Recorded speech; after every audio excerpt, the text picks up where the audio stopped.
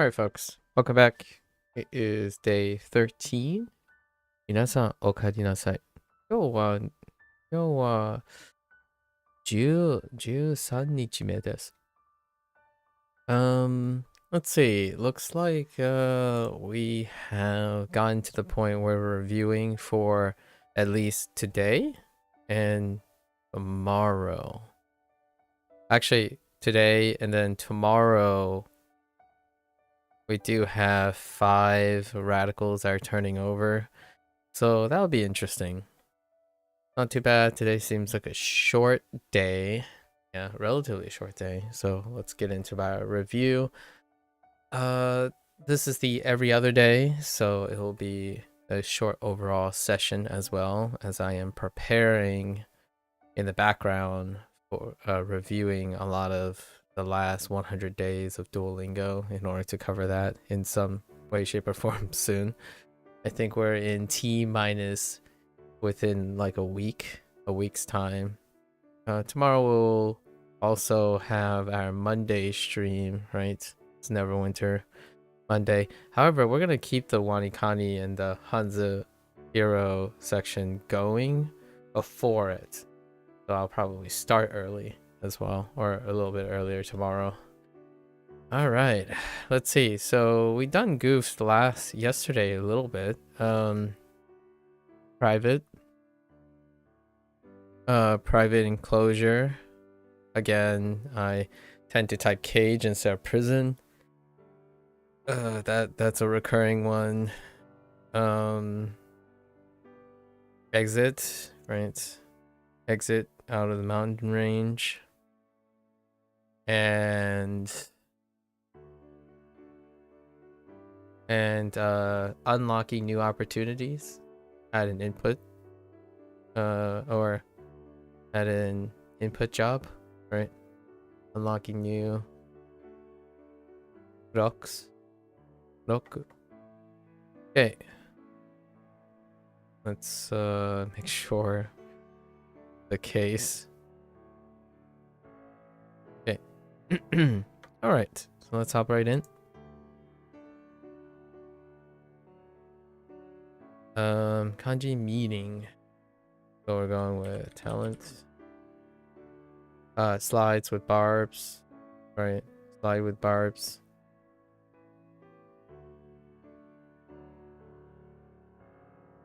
Pass. Lily pad. Thanks, Patty. Child. Cyborg.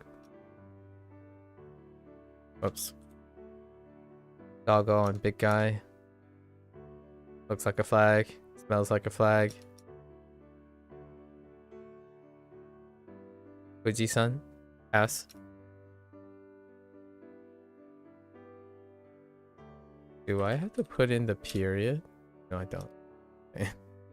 I don't know if there was a period or not in that abbreviation.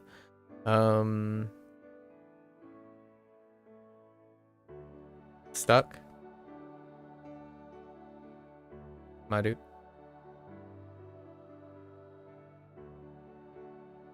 Keep them fire. Exit.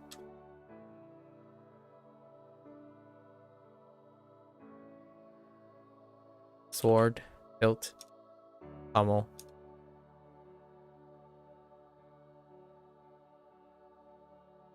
Got the book. Cutting down trees. Oh, there, Keko.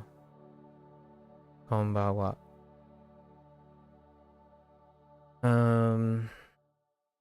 Pass.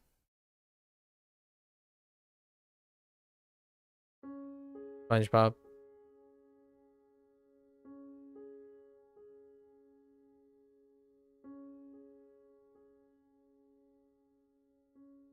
Pass.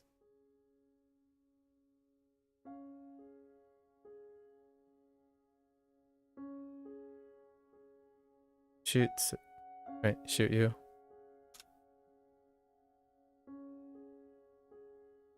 Way.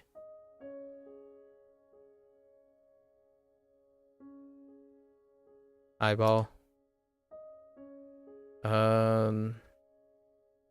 Pass.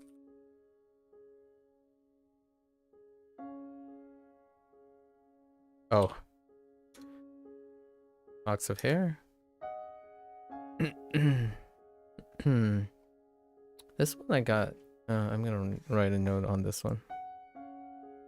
Can come right to me. Let's write a note on this. So,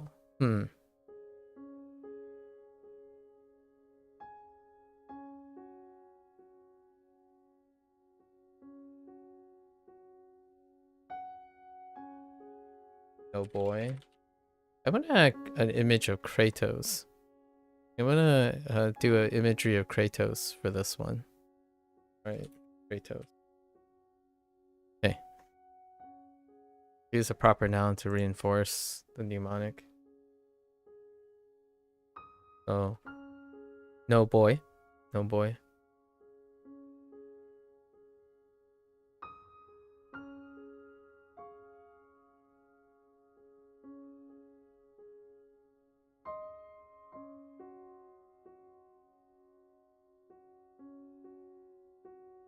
And Kratos climbs mountains a lot of times. Okay. Use Nana. Nana. 2 levels of people.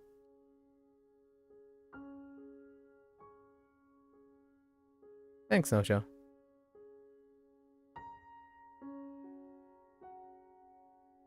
Pass.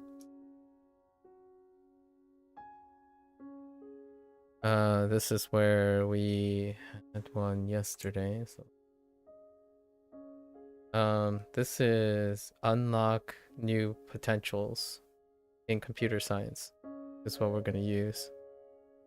So unlock new locks on opportunity. For the shta, I'm not sure you got the mnemonic as co-intended, which is fine, of course, but I'm pretty sure he's not talking about being stuck, but really about stuck on crap under your... No, I know. I don't like using that word, so I already got it. Yes.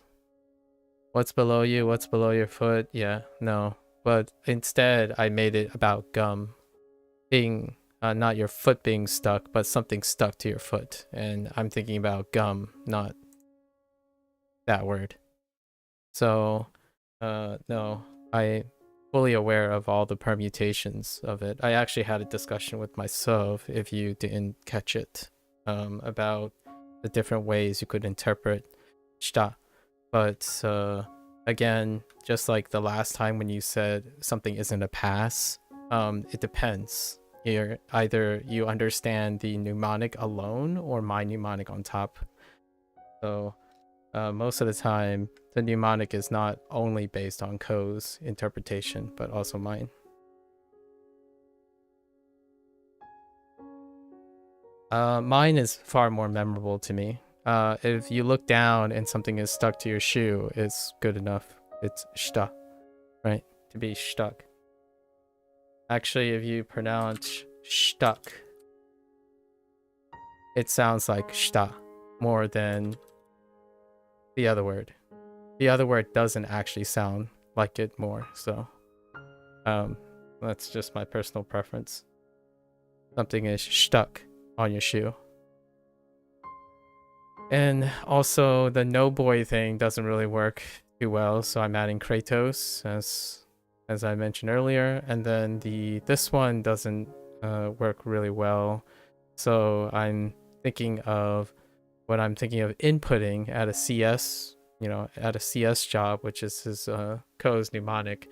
I'm thinking of unlocking new locks of opportunity as opposed to thinking about it negatively by using getting new locks on your career, so you may consider changing your career. Yeah.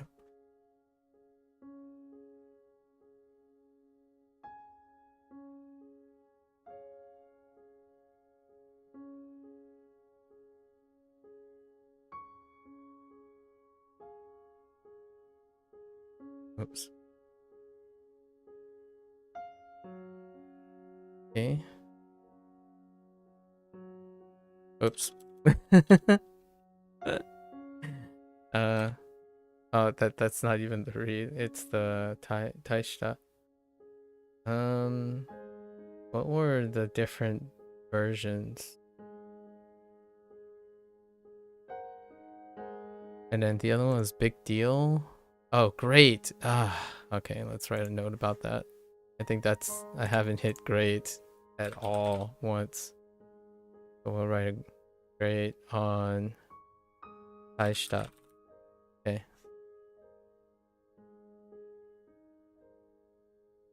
Okay. 7 things. Let's pass.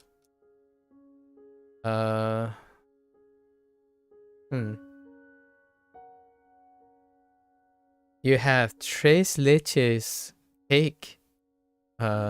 Nice. Wow. Very nice. That sounds delightful. Do I want to change this too? It's okay. Oops. Was a hard one for you too in the end. The reading made you think of New York. Don't know why really, so it's not really related to input, but that's how I finally managed to retain it anyways. New York. Interesting. New York. Now that is a challenge. How do you get it to what's a clever way of getting it related to New York? Did you have a job in New York that dealt with like CS? Or maybe it was the mnemonic reminds me of a tech job in New York though, like a business job in New York. So Ko's mnemonic was that oh, I guess New York. Oh, maybe New Roku. Yeah, that means New York. Yeah, that's actually pretty good. If you think of New York when you say New Roku. Like it actually sounds like New York to me. New York. Because your doesn't yoku roku is close enough. Yeah. So actually that's really fast. I don't know how the character reminds me of New York though. Let me see. What could you say? Does New York have structures? It's great going the other way around, like going the reverse direction. So when you think of New Roku, you can then you picture the character right away. And then I don't know how you would go the other way around, where when you look at the character and then immediately think New Roku. Yoku. New Roku. That's a good one though, phonetic wise. That's a really good one. I was trying I had a very difficult time remembering I have a bias towards negative sentiments, and I'm partial to positive sentiments. So his mnemonic was you input with all your might at a job, right? And that job comes with new locks as you go. So you might consider a different job. So it was a negative spin. So instead, in order to lock it in, lack of a better word, in order to lock it in, I switched it and think of as you do a CS job, right? You input a lot of things. However, there are many locks before you, and you do your job to unlock new locks of opportunity as you're doing the job.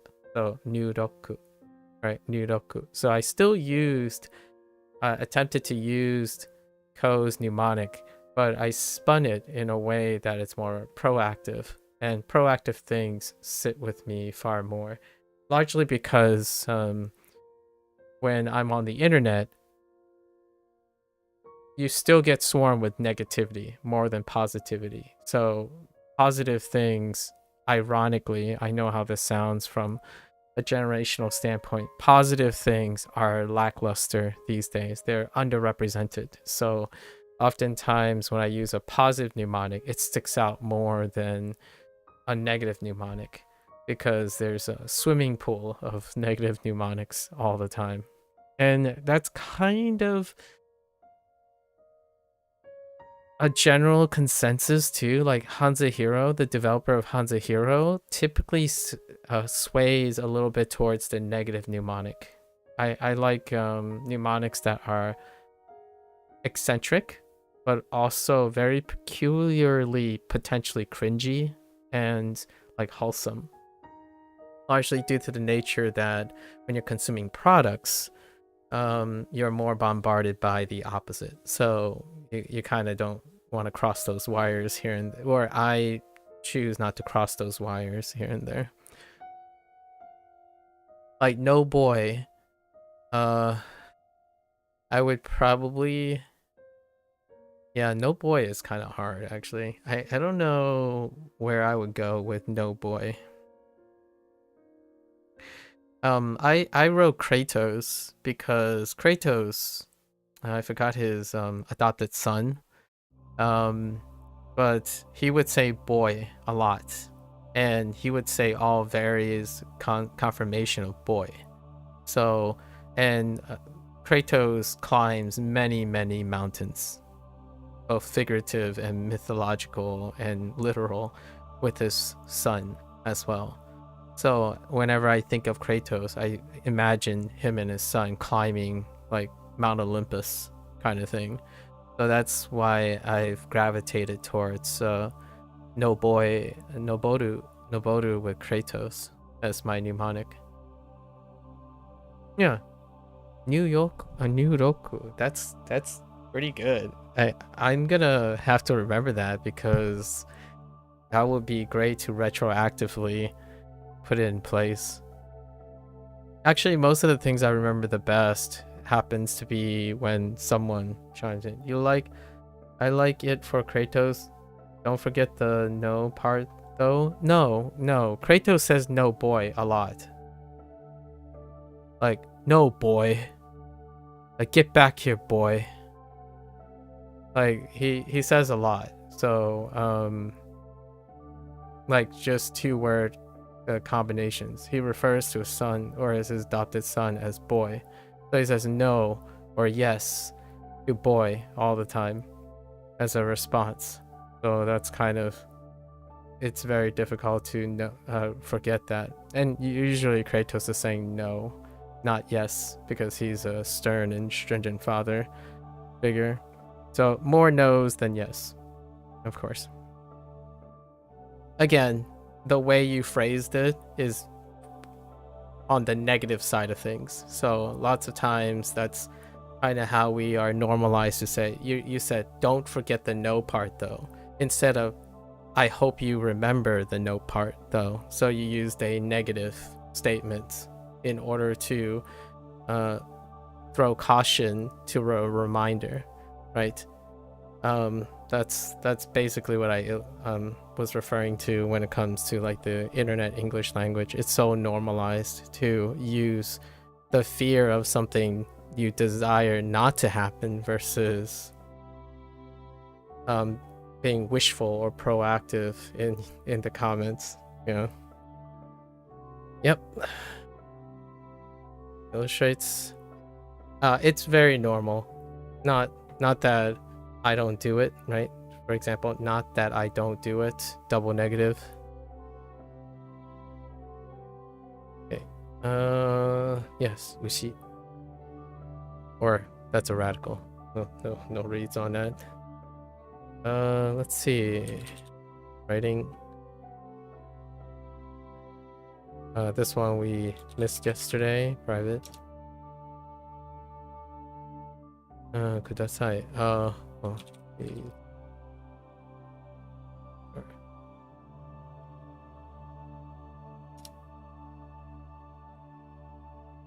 Could you? Or could I?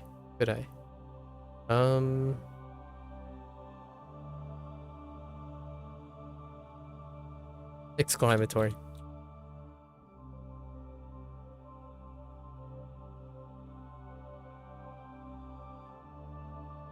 thousand crosses. It's a good point. I'll try to be more mindful at least. Old habits die hard, really. Is that a negative? No, that's a confirmation. Oh, that's interesting. I didn't think about that idiom being a affirmative. Old habits die hard. As opposed to, well, you can't change old habits. That would be like like it's the same sentiment, only in the negative voice. It's interesting though. I'm not sure if this will change in the future, right? Like I just did that. I'm not sure this will change in the future, as opposed to saying maybe this will change in the future. I found myself, my diction, like my frequency of using negative statements and negating negative statements far more frequent in the last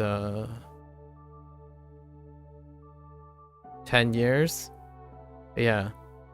And like saying it's a good point versus, oh, that's not a bad idea. Right? Someone would say, oh, that's not a bad idea. So that's not a bad idea. A double negative again. It's so weird. And I don't want you to like end up, see, I'm doing it constantly. Once you hear it, it's hard to go back. Right? It's hard to go back. That's fine. It's not so bad is double negative. So it's not so bad once you hear it, as opposed to it's hard to go back. And hard is technically a negative word. So, you know, like you got this, as opposed to that. I think I might be a little hyper focused on it quite a bit. I don't know if people actually, yeah, see, I don't know. I am unsure, right? There is a distinct possibility that it may be relevant to making someone more positive if they are in a negative headspace. However, I haven't really done it consistently in general, where what would be the effects, if not at all, if someone isn't being like if you did not focus on maintaining a positive spin on things, does that affect someone who's around you merely by exposure? Right, merely by exposure. I haven't really thought of it that way. I know that there are specific people that I watch, and when I really scrutinize their form of communication, a large majority of the people that I listen to tend to have a very affirmative sounding diction.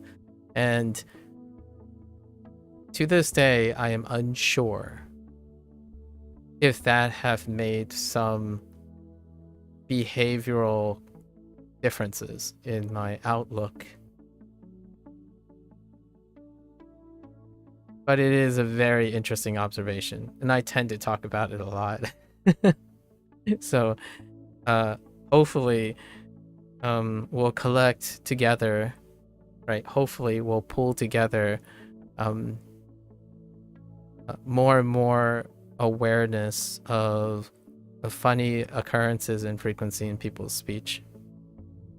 I think I am far more focused on speech patterns now than ever before, because due to the nature of having to understand Japanese or trying to understand Japanese and Chinese, you kind of get into this flow of, oh, so this person would rather say that's not good versus that is good, or that is bad, versus oh, this one says, oh, that's not okay, versus I don't like it, or like I don't think it's good, or like there are many ways to like offset and negate stuff. There was one time I remember reading a sentence. It was a response. Someone was saying something exciting, and they said something along the lines of, I don't think that is not true. And my thought was, I still have to think about it. I don't think that is not true. So you can change not true to false, and then they don't think it's false. So that means there's a chance it's true, but they're not saying it is true. That's what that statement says, right? And my thought was, boy, if you normalize that, it would take a couple seconds. And my thought is, it took me a whole like 5 minutes, like it took me like 2 to 3 minutes to figure out what that person meant in a Reddit post, and I could see people who are used to it, they just know, oh yeah, that's it. It basically just means they kind of think it's true. Like there's a chance it's just true, but their focus is that it's they think it's false. And I'm like, is that what they really mean? And then I read the rest of the post, and I'm like, I'm not sure if everyone is on the same page about that. Oh, Blair says, oh, I hate when people do that. I don't think it's not true. It could be true, but I'm not giving you the impression that I believe so. Yeah, that's exactly the impression that I got at first. And when people, when the following responses is like, okay, I kind of see it, right? I'm not gonna not be looking forward to paying more attention to this. Yeah. Wait. I'm not gonna be okay. I'm not gonna be not looking. Okay. So you're looking for it. I see what you did there. Yeah. Right now, the most common response in order to do the same type of, I guess the most frequently the most condensed version, or the most frequent condensed version that I have encountered, is I don't disagree. This is the classic way. So I don't necessarily agree with you, however, I don't necessarily disagree with you. I don't disagree. This is the I have often wondered, when people learn English, how do they address what this means whenever someone replies on the internet? Because I don't disagree is incredibly common now. And I think to this day, when someone says I don't disagree, the other person, even if they're a native English speaker, like if they speak English really well, they might still misconstrue what this means.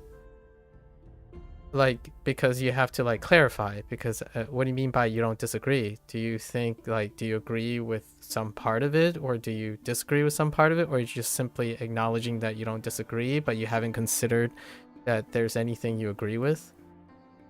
I don't disagree. Negations. Lots and lots of negations.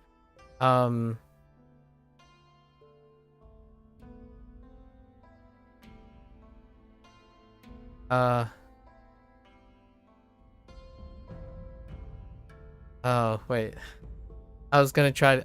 I was gonna give you I was thinking of a pair of examples.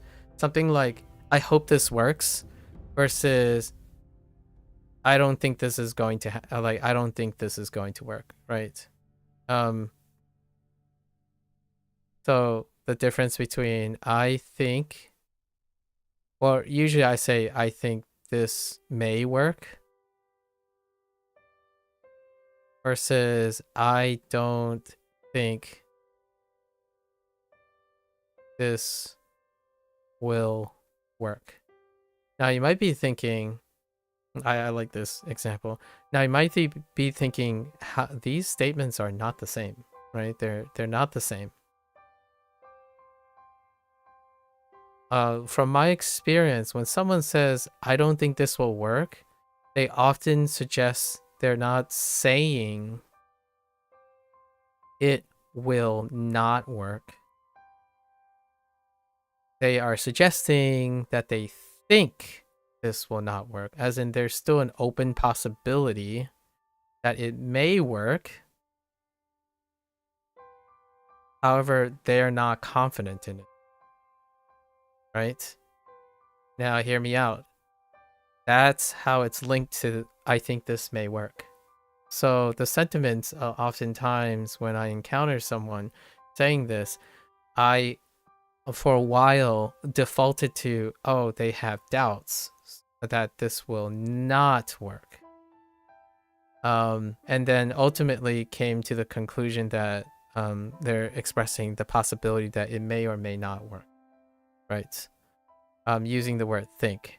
So things like this, I don't know how Japanese, I don't know if I'll ever reach a level of Japanese or Chinese that allows me to kind of, or figure out things, negotiate things like this, where when someone says, I don't think this will work, they're not saying it will not work,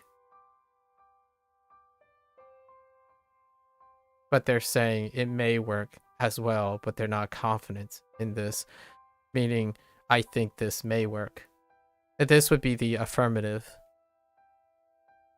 So if you ask someone, right, and then if someone asks you, hey, what do you think about this?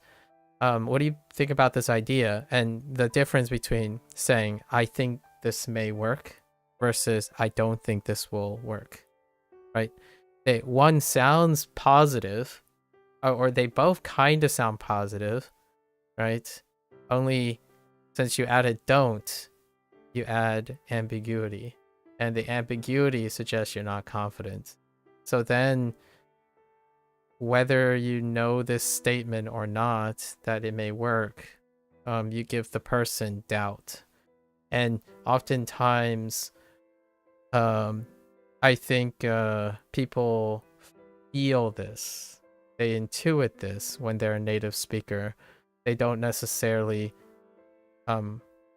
process that why they feel like they don't believe you, right? When you say, I don't think this will work, they are less likely to believe you than saying, I think this may work. These are the things I think about. So welcome to language learning.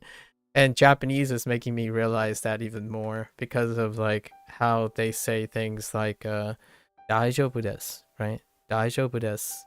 Or いえ, right? いえ大丈夫です, right? When do you use いえ大丈夫です versus 大丈夫です for specific meanings and whatnot? This is why Japanese has like 16 verb forms. Perhaps has it. If someone tells you something you don't understand and you don't want them to know you didn't understand, simply answer, it's not false. Made pretty popular in French by a comedic TV show. Yeah, it's not false. So here's my take on it's not false and all the other ones. I would love to see in the future that this type of mentality is not a double standard. So this, or like become less of a double standard. So what I mean by that is it is currently a double standard. So oftentimes people are able, in my opinion, people are able to cast null hypotheses, doubt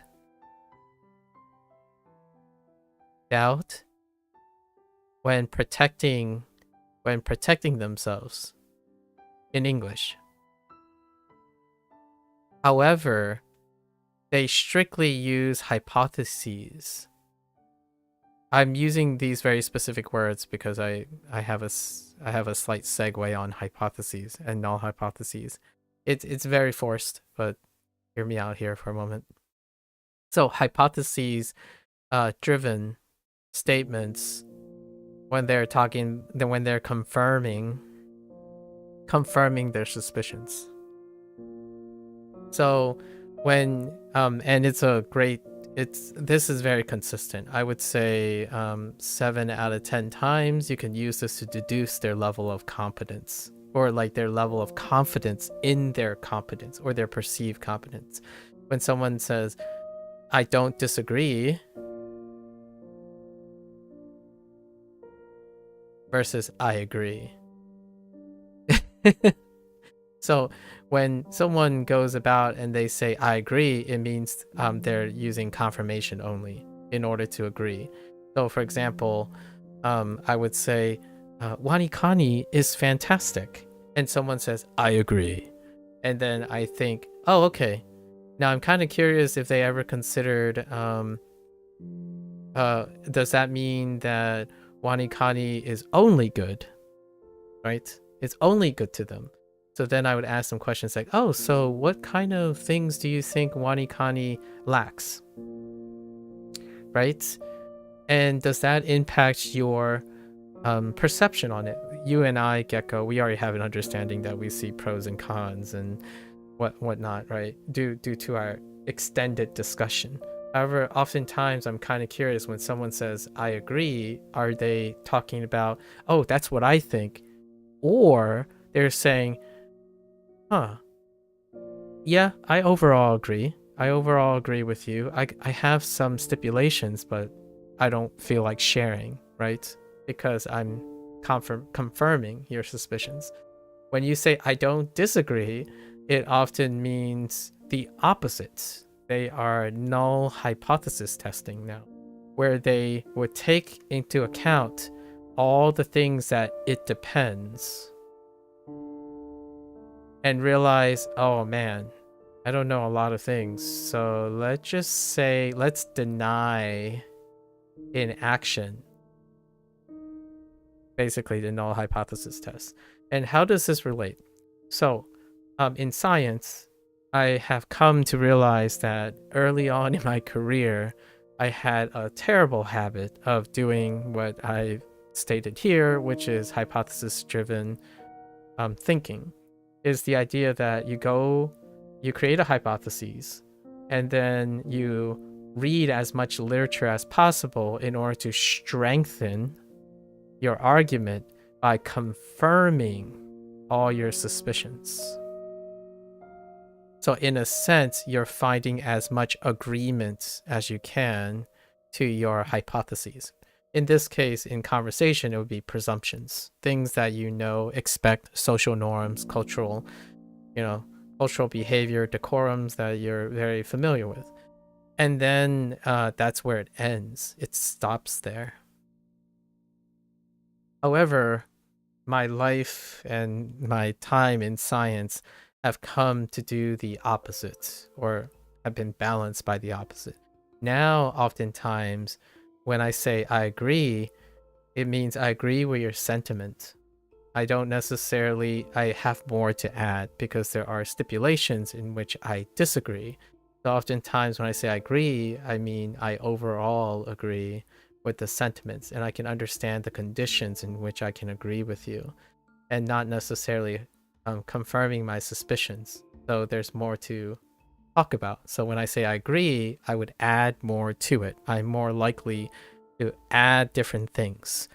So whenever someone tells me, oh, this is great, I'm like, oh yeah, I think this is great too. You know, here's an interesting thing that I noticed that could be a little bit dicey, right? As opposed to I agree because that's all that matters, right? Like that's all there is. You don't have to consider anything that you disagree. And then the opposite is true. However, when someone says they don't disagree, then they typically have something to add because it depends.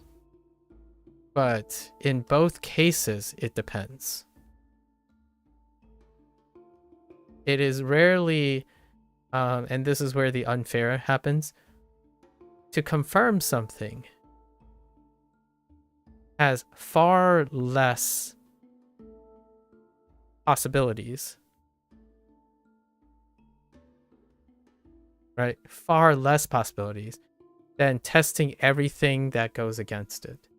So that's kind of where the science lesson has taught me over time. When someone says a statement like, fictitious, I don't not sometimes disagree. When someone tells me like, for example, WaniKani is too slow, right?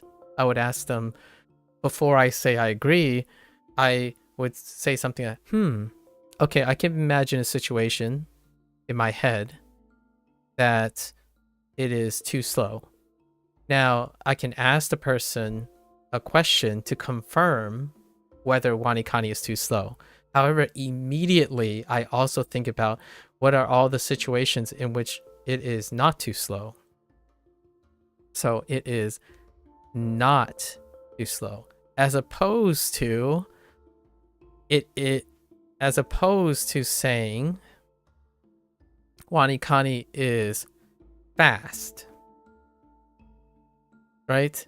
This would be another hypotheses-driven thinking, where, okay, so if this person thinks WaniKani is too slow, you write it on a subreddit, right?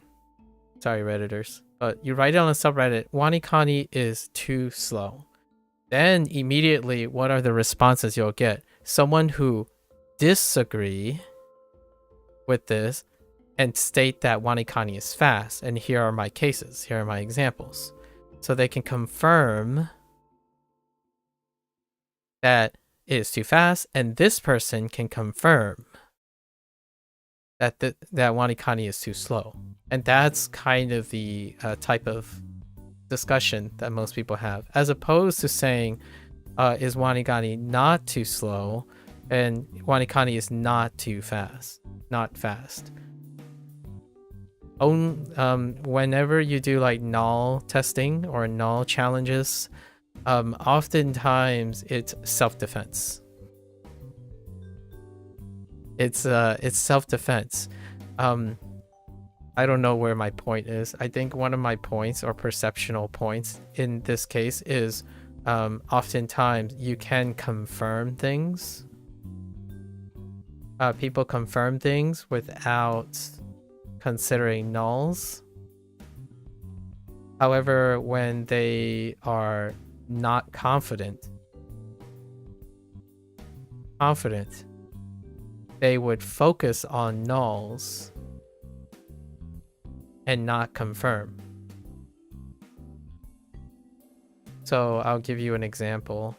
To confirm without nulls is the average statement. Like yesterday, someone corrected me on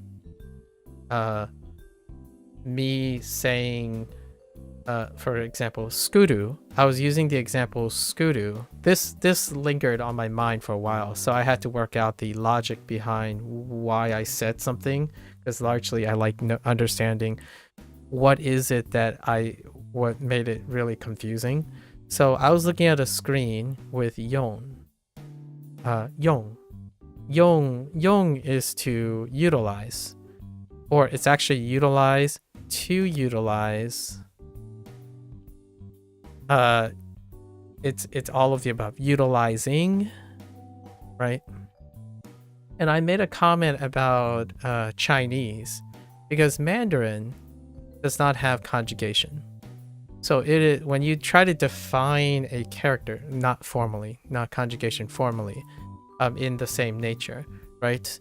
So Mandarin, when you look at a character, it's all of these. And Zhao, someone that I've met recently, who is a Chinese person who have moved to the United States to study in the university, and they talked about things like come.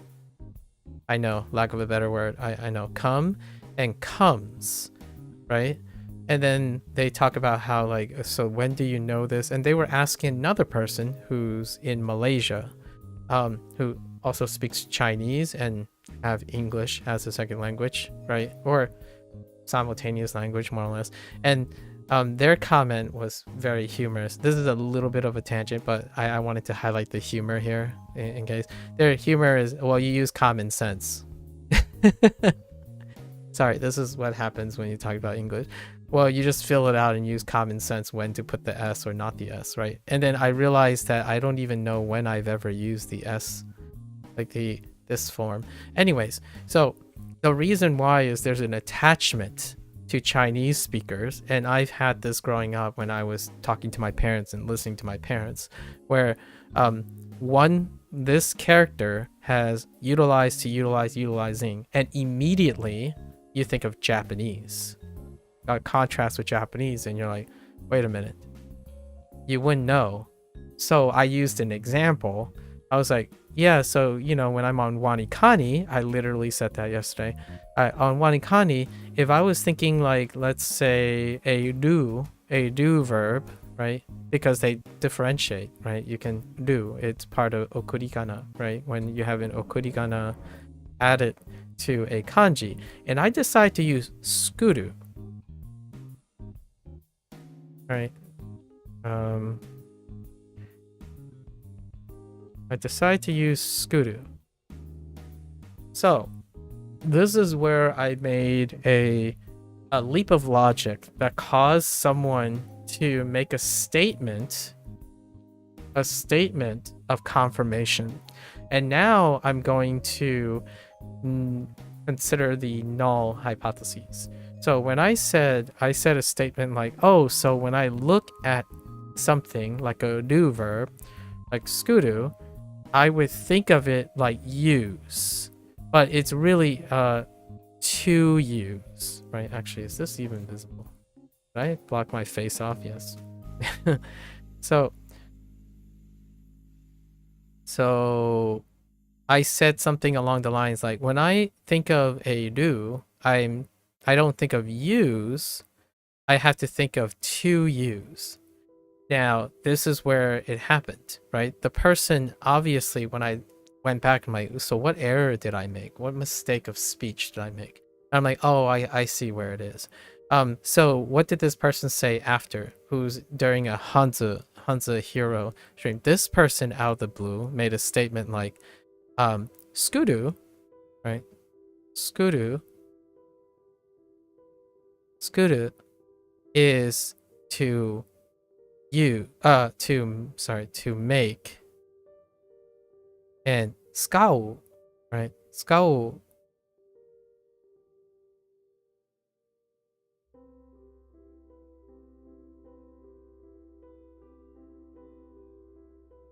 right? Skau is to use. And I lingered on this quite some time because my response immediately when I read, out of my pure confirmation bias, like, because I was thinking a certain way, I was like, yeah, well, that's what they mean. Yeah. Skuru is to make, and skau is to use, and they use the hirakana in that way. That is the statement. And my thought was, yeah, I don't see what I said as confusing skuru and skaru. And I was thinking, no, this can't be right? I must have said something that was confusing. Null hypothesis testing, right? Immediately at first, I was saying, you're being pedantic. I know what this means. And I started thinking back the whole time, how could I have mixed them up? So when I went back to the video footage, I said, when I think of a do verb, and like, for example, skuru, I think of use because of Chinese. However, I need to remember that the important thing is it's to use for the dictionary form because it's viewed as a verb.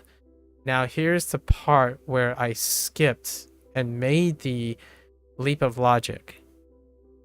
I was talking about yon, as in yon is use. And when I look at this, it doesn't have a way to distinguish between to use or not to use. When I was using skuru, I was talking about the do part, not the sku part. So this person obviously immediately thought that I thought skuru is to use, but I was thinking of yon. So because the point I was making is that there's no do, right? And my comment was like immediately something like, yeah, well, that's what they mean. Yeah, skuru means to make and skau is to use. Like, I know that. Like, you're being pedantic. And then I start thinking back, and that's kind of how that works, right? So, confirm, but then no consideration to explaining or thinking about, wait, how did that person confuse those two? Like, did they confuse those two? Is it basically human error? Well, most people, when they use confirmation, when they're talking about something and making a statement, they don't ever try to explain why is it that the person made the mistake or something, or how did it lead, because confirmation requires no alternative. Meanwhile, when I said that statement, I immediately thought, wait a minute. If I think I didn't make a mistake, then how was it misconstrued as a mistake? And I can explain it. And that's the short story I brought today, or that relates both WaniKani and Hanzi's story. HanziHero, right? And it also involves being not confident, right? When you ultimately become focused on null hypothesis testing, right? When you think of the null, it inherently introduces non-confidence. So at first I was like, I use confirm. I'm like, of course, that's what they mean. But how did I say it in a way that it made it sound like I didn't understand? And immediately I became less confident. And when I become less confident, I focus on all the possible situations or attempt to explain what is it that I misconstrued.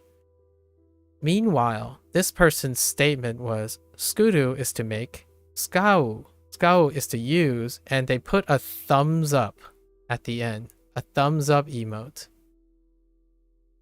And I don't know if I'm overanalyzing this type of thing, but thumbs up emote is a very presumptuous emote. So things like, hey, this is the right answer, you're welcome. Or, hey, just to let you know, this is it. And I'm like, yeah, well, yeah, that is what it is. And it's gotten me into trouble a couple times already, but those people are not around because they basically predicated that they understand everything, and that's the statement that they made. And no additional statement. Like, there's nothing beyond that. So it was what I was thinking about yesterday. So I got to make sure I don't do that. I should try to do that less, where I'm thinking about something in Chinese but also thinking about something in Japanese. This is the first time, or this is one of the few times so far that I've encountered this little confusion. Right? I'm like, oh yeah, that's true. I think I said something else. I added something like, oh, I wasn't looking for a synonym for yong, right? I wasn't looking for a synonym for yong. So that didn't make sense if I didn't explain what I was thinking. So, right. If I didn't explain this connection, then that statement would be very confusing. As in, I didn't say, I wasn't trying to suggest that skuru and yong mean the same thing, because I was more focused on the definition and the use of this. However, this person, when they were making that statement, they only spoke in Japanese. So clearly in Japanese, that's probably what caused the confusion. It's cool that you actually spent the time to reassess that. I hope you know sometimes people will just put stupid stuff in the chat, though, myself included, even if you didn't say anything confusing. It was very obvious that I was being confusing this time, of course. However, I know this might not be beneficial to other people. I like to show this type of thinking because I think from a selfish perspective, there are quite a lot of people in this functional world, like this internet world, that would feel similar, as in they might encounter these issues, as in, I think I'm right, but then I'm not confident. What do I do about it? How do I assess it? So I've done some of these a couple times already, where someone like they put their foot down and I'm like, okay, and then the next day I had time to think about it, you know, reassess it, look at it from a different angle, and I talk about it. And I think it's a very helpful process in order to either come to terms, right? Understand what is it that you potentially could do better, or how you feel about it, and then whether the other person is concerned or not. That might leave an opportunity for that other person to share with a mutual thing. I think the people that I've been around my life, and maybe as we move into the future of language learning, we'll have that similar relationship, even from a perspective of, you know, the viewer and the streamer kind of thing. These things are very important to me because I think lots of people linger on these disagreements a lot, and it can destroy and fester into incredible cynicism over time without understanding. I like emotes to a degree, but I do find them pretty subjective, especially when you start accounting for humor, sarcasm, unless you know the other person very well. Yeah. And truly investigating that type of thing with the person is fantastic. I'm gonna call Sub-Zero out, but Sub-Zero is doing his thing. I think today is Monday, so he has classes. But sometimes when kappas are being used very frequently, you'll probably catch me asking them like, wait a minute. So are you capping me now, or is that like a not cap but cap situation, right? And that kind of thing does quite happen. Or here's a behaviorism that lots of people use, and this is a way to also say I don't disagree, is to make a statement. You make a statement that disagrees with the person. So you make a contradictory statement, right, that disagrees with someone, but usually the person you're talking to, and then you put a smiley face at the end. So this is a way to more aggressively say, I don't disagree, but I also think you're wrong. Or any form of tone change. So you use a positive tone change in the emote with a negative statement. I hope I'm not ruining anyone's online experience, but this is, I would say, if the other type of this version is like 7 out of 10, I think this is increasing in popularity. It might actually supplant this. So while this goes down, this form of response is going to go up at some point. So at this moment, you take a coin flip. So first select for emote. So look at a statement that ends with an emote, and then look at the tone change. If it's a tone shift, right? If it's a tone shift. And what I mean by tone, I mean like if it's overall a negative statement, suddenly the emote is positive, right? And that is a way to say, I disagree and I think you're wrong, but it's okay. However, how do you use this information, right? How do you use this information? It's more like, what are the odds, right? Let's talk about odds of the type of person. This is the deduction, so you have to confirm all these things, right? Deduction of behavior. It's a person that is very strong in opinion, right? So you have to take that into consideration. They might have a very strong feeling in this, and it is reinforced by, but it's okay, because it's only okay if this person's opinion is very strong. If this person's opinion is very weak, then they would proceed to use a negative tone. What's a negative tone emote? Question mark? An emote that elicits question mark, or sure, like a thinking face, or so that would be someone who it can be less strong here and also less strong on the confidence. And most of these things, in my opinion, is very practical in the day of texting, right? Someone recently, maybe like 2 weeks ago, said like, human touch is not possible, or they suggest that it is rarely possible given the text limitation, and maybe like the limitation of text. It's like, I would agree if you're comparing it to like IRL, because there's nonverbal communication. There are a lot of other stimuli and cues when not IRL, but within the text world, it is still very nuanced in how you deduce someone's perceptions. And that is an understanding of written language, right? Written language changes very exclusively.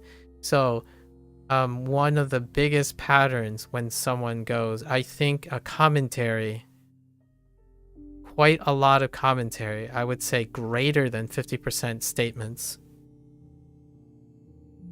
I don't know if this is true or not. I often, this is anecdotal. It would be cool to data mine all of this though.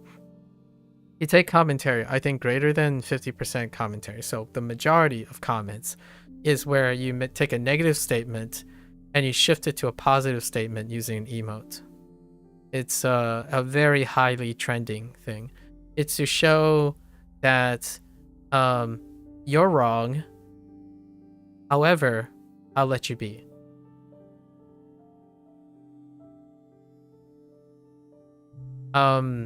This has originally, the person would be a little ticked off, right? This would be a trigger warning a lot of times. However, in the current state of things, I think it's less of a trigger now. It's less of a trigger because that's how people express disagreement and say, well, I don't agree with you, smile. That's kind of how they go about it nowadays. It's really interesting how the years have changed that. What you mentioned with thumb is pretty interesting too. I myself would almost never interpret it in a negative or arrogant way. For example, it would be partly cultural too. Yeah, exactly. And I'm talking more about the internet now, as opposed to like the internet as in like Reddit and stuff. As opposed to like old school. Thumbs up. So the context is that this person doesn't know me, right? And this person didn't add anything else to it. So to thumbs up, it would be, the thumbs up would be a response to the person. So like, for example, someone would make a statement, it's like, oh yeah, you're right. I might have said something confusing, right? I'm sorry if I was a little bit confusing. And then the person would thumbs up, right? After that. However, this is one message. So the one message was the correction,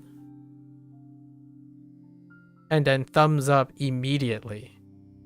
So that's very different from a response answer, like a comment response. However, I could make an argument that maybe that's the social norm, right? That's the social norm of people. They assume that they're helping. That's it, right? Like, there are definitely other ways to interpret this, but one of them is you send a correction, you make a statement, and then you inherently assume that you are being helpful.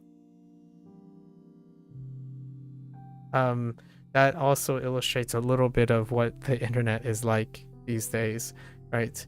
And not for bad or good thing. I think whatever the person said was correct, and I agree with them, so not much to say there, right? However, it made me think about the error that I made, or the potential like confusion that I made, right? Maybe I should add to my texting, chatting, communication arsenal. I'm learning Kalmoji now. What is a Kalmoji. I do it a lot. So I do when emotes, suspicion. I actually don't use like emotes. I just use ASICs stuff, like ASIC emotes. So suspicion,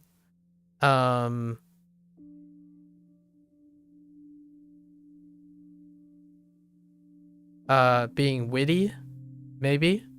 I usually use this for wittiness.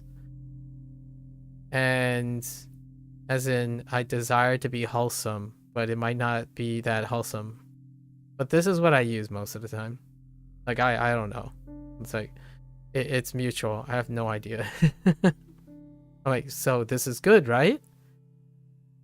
Suspicion, right? I'm adjusting. But that's what I had been thinking about yesterday. It's pretty... This is a deep conversation. It can go real... The rabbit hole is deep, I mean, sorry. The rabbit hole can get very, very deep on this one. Anyways, where do we even start on this topic? Oh, the idea of using negation. The idea of using negation as a way to create ambiguity. And now we have people making statements and then using a tone shift to introduce ambiguity. Pretty popular in Japan, you believe? Oh, is it a very specific type of, like, is it an evolution of emojis? Oh, those things. Oh, that's what they're called? So I guess I guess I use some form of that. It's kind of like that, but I have a rudimentary. Yeah, I use rudimentary versions of this. I see. I didn't realize that's what they're called. Yeah, I use very rudimentary versions of this. Intriguing. Yeah, texting, it can get pretty creative. I don't use them much myself. Yeah, I don't know how to enter the fancy things. At all. The closest I get is like a Kirby or something, you know, like sorry,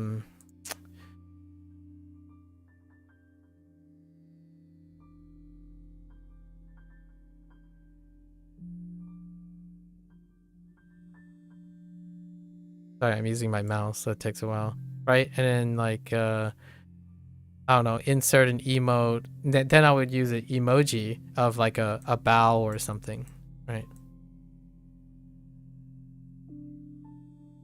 Right. That's as close as possible. But this still can qualify for like an ASICs thing because it's only using the basic characters that are on a English keyboard. I don't know any shortcuts for like a filled in dot or like a side dot, like a quarter filled dot. I don't know any of those shortcuts or how people entered them so quickly. Maybe they're macros or shortcut keys for preloaded stuff. I have no idea. Emotes though, emotes. What is all the rage in the Twitch space, for example? I'm not sure if the Twitch space, I'm not sure if the YouTube space has these. Dej. Any judges? Like any jizz? Like the GEs? These are all the rage at this point for the Twitch space. So Dej would be one of them. I mean, I don't even know if Bedge is a thing. I'm sure Bedge is the thing. So anything that has this kind of truncation. It's like the wave that came from like Pepka and Papega and stuff.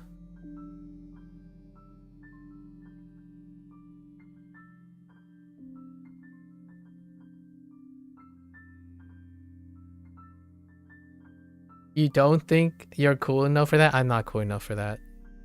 Yeah, I'm not cool enough for that. Whenever I say it, I feel like I'm out of place.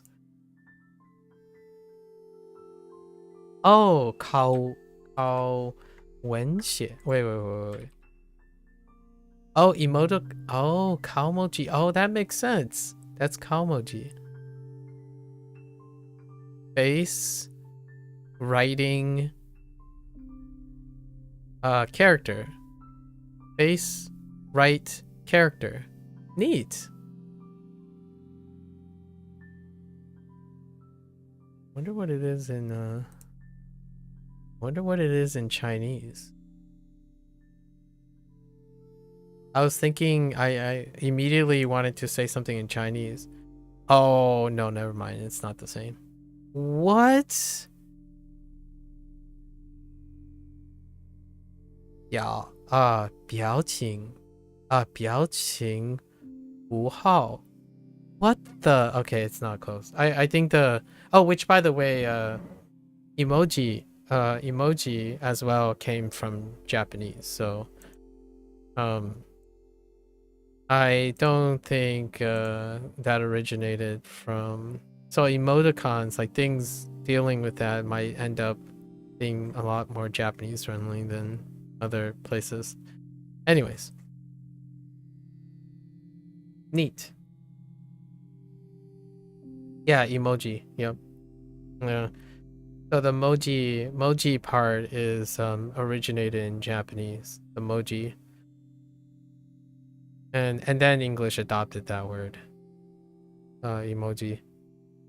I'm kind of curious if they say emoji. Probably emoji, but all good. Anyways, good talk. Good digression. Now, you know, I welcome everyone to disagree with me, as in produce null hypothesis testing. So test these theories, right? Test these observations. Are you able to read literally picture character? Yep. Yeah, right character. Right character. So face, the picture for Yeah. Oh, emoji. Oh yeah, that makes sense. It's the in... Oh, that makes so much sense. The comes from emoji. Oh, yeah, Iris. That makes so much sense now. What you call it? And hear me out here. I'm not suggesting that all the things I'm saying are statistically accurate and or is the truth. These are my own personal anecdotal observations. So, much like the whole topic itself, go out there and form null hypothesis for my statements. Are you able to find statistically that people don't use when they have a negative comment? How frequently do they associate when they're talking to someone, like in agreement or something? How often when they say a negative comment do they use a positive emoji? It's quite revealing, in my opinion. If you don't see it too often, then I would love to know where this is. I think it's really fun to challenge people's notions in a way that helps inform these observations, because it could also be a pre-selection thing, right? Like the places I go to happens to do this more often, and there's pre-selection. But boy howdy, sometime there was a time when it's like are you being sarcastic? It's like, oh yeah, you're so good, Kappa. You see what I mean? Like, it's a positive statement and then a negative emoji for sarcasm, right? Or like, oh, I don't think that's right, smile.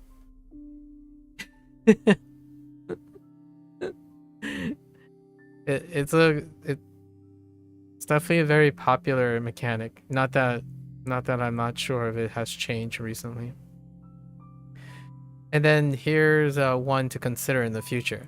What happens when someone puts 2 kappas at the end of a statement as opposed to 1 kappa? Sarcasm is so tough to do right in writing form. Yeah, it's one of those things. It's fun to talk about because it's difficult, if you know what I mean. It's nebulous, so I like to think that ideas that when they're spurious and nebulous, they're very interesting to talk about. If they're exact and always true, well, I guess we can all agree and be less interested in talking about it, if you know what I mean. There are ways to talk about factual things that may be intellectually stimulating. Like one party doesn't know the fact, and then the other party is informing the fact. That can be interesting to one party, and it could be interesting to the other party teaching that stuff. So that's a situation where you could have that being interesting. But generally, less room for discussion, right? I've used a lot of these tricks. I don't know what you call them. Over the years, since I spent most of my time, I would say 80% of my human interactions are where I read text and I'm the speaker, right? So, over time, when you're when you're constantly reading a lot of text, one of the skills that I feel like I should practice is how to extract as much nuances to writing or reading the written form as much as I can. Like you can choose not to, which I think a lot of people do, because they feel like, well, if we really wanted to learn about each other, we would eventually talk to each other like in IRL or deeper into DMs. Like, yeah, certainly. However, that doesn't mean you can't do both. Like, there will be opportunities where you can get to know people, but you only have so many opportunities to know people. So, in the case of this, I like to test my presumptions and my deductions, using rigorous like testing and deducing and whatnot. So, maybe one day we will see, we could test this in a more like direct way, like when someone types something and then I would try to explain the undertones of where I think the statement's going, right? Over time, I think one becomes a more effective, this is my personal preference, I believe that I become a more effective communicator in terms of this situation where you're the streamer and the other people predominantly text you, right? You can make someone feel that you're on the same page and or create deliberate intrigue with less effort from the person who's typing. So the idea is, lots of times now my frequency of explaining things without the other person having to say, oh yeah, by the way, I wanted to add this, and I'm already saying the thing, right? I think it breeds a lot of reward or confirmation for me when I'm explaining something and then suddenly someone was already typing that sentiment. And that's kind of where I'm going with this. It can be it's a useful party trick, I'm gonna say, quote unquote. Sometimes it's a useful party trick. Although I do this when I talk to other people too. Like you read their body language, you try to read their, all the intonation changes, the pitch accent, the changes of their speed and cadence, right? And then how they move and stuff. I love that stuff. IRL or like face-to-face kind of chatting is something that I don't have a lot of time for, but generally speaking, it keeps me making it obvious that I'm paying attention to the other person. And I think that is something that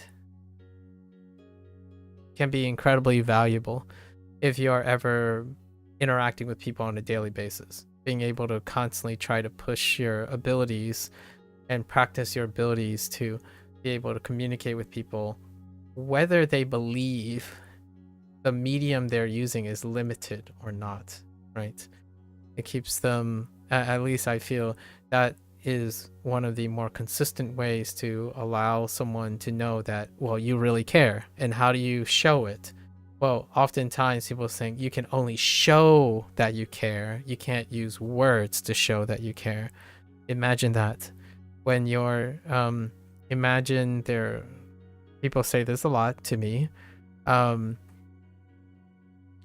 than I feel that I expect. So from one of the sentiments oftentimes is when someone says they are unable to express something in text or with words, right? Because we're a language learning channel now.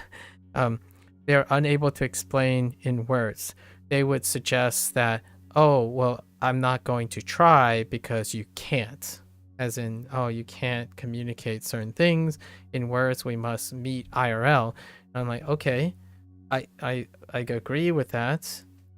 That there are things we can't do in text.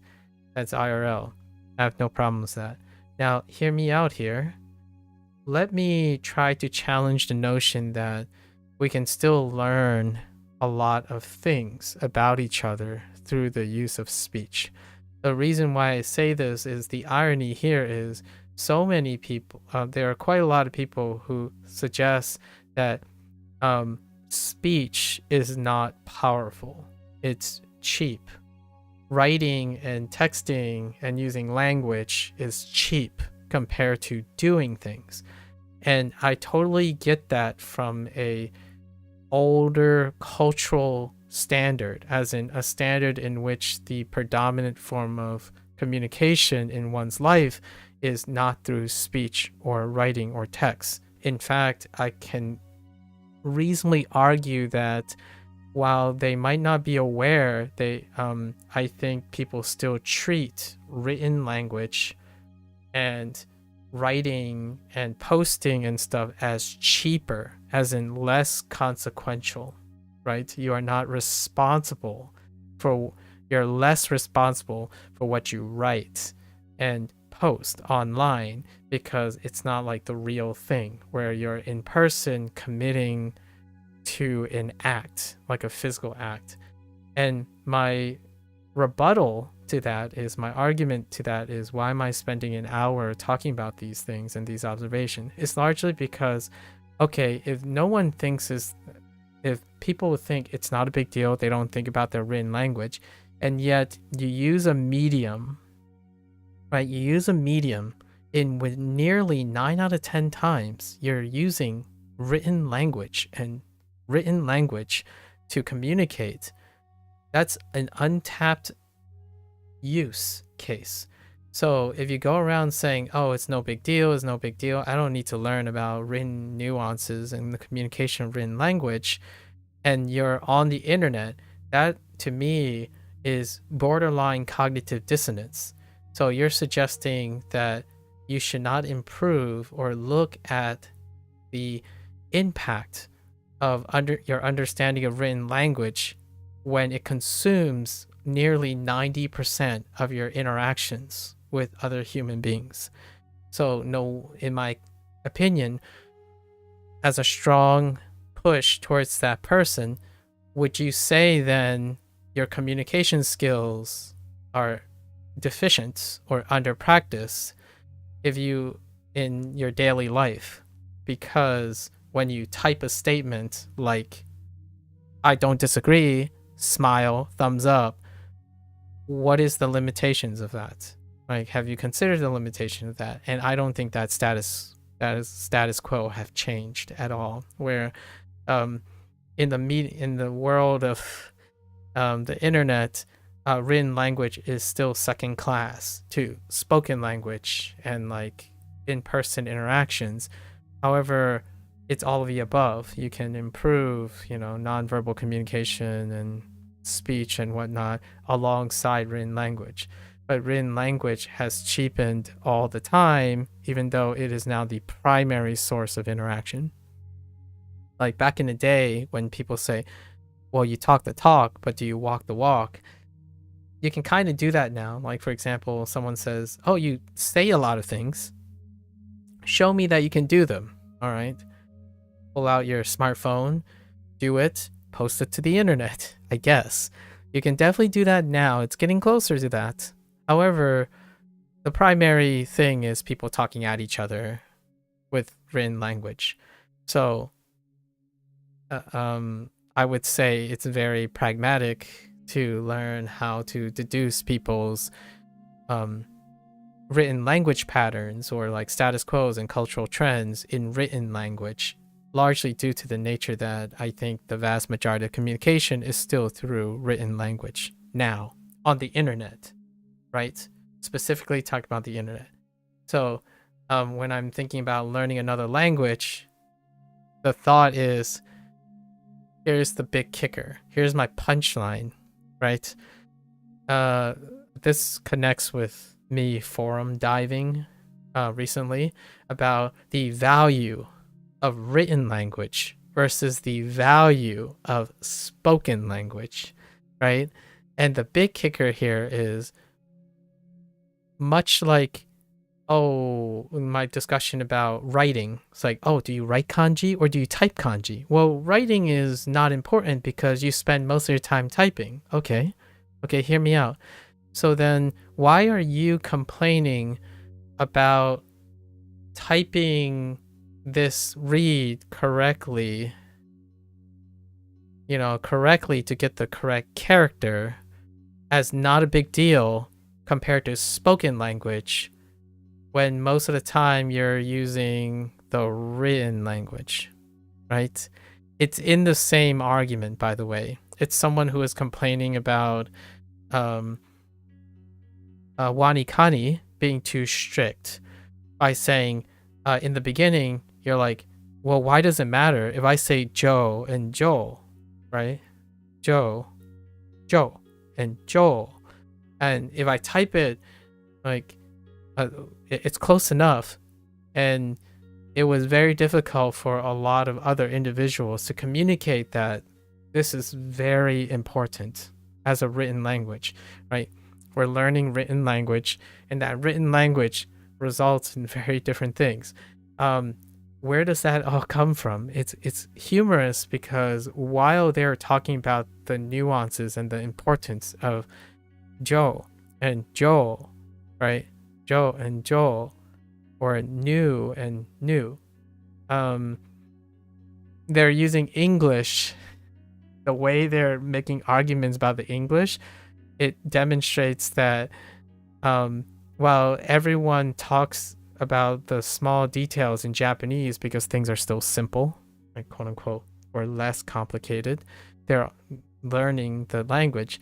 They're using English that are incredibly habitually ambiguous and negative, and demonstrates that they don't care. Like, they don't treat English, it's a double standard. They don't treat English using their words and stuff in the same way, right? There's like typos, and then someone made an example like, well, wouldn't you get upset if someone wrote read and it accidentally wrote read, right? And you're like, wouldn't you be upset? Like, these are different words, right? So Joe, right? Joe, Joe and Joel are two different things, right? That was like more of a person getting to learn the early things. And my first thought was, yeah, that's funny, but the way the person was presenting their case using English demonstrated that they don't care about it either. Because when they were typing and they chose specific words, and I'm like, oh yeah, that's close enough, and I'm like, okay. It's funny. I don't know. In the future, I'm not sure how I'm gonna go about this, but in the future, I'm thinking about like reading comments, like comments in Japanese and comments in Chinese. So I was thinking I do like a segment or bit where I would go through like subreddits or Reddits of different languages, you know, with some courtesy filters. I would take like screenshots and then do like courtesy filters and then read like comments so I could understand more of the written language, the how people communicate online using the target language, right? And this might not be important to other people who say, oh, well, I plan on going to Japan and talk to real people. And I'm like, okay, so the internet is not real people. Fair enough. I can accept your premise, provided that you have to understand that the internet is another form of communication and you have to kind of get into that groove at some point. You might be thinking, perhaps right now, it's like nonsense. People wouldn't say that, right? These are actual anecdotal conversations I have with people, where when someone says something like, I only focus on talking natural Japanese and speaking natural Japanese. So when I go to Japan, I can speak to real people.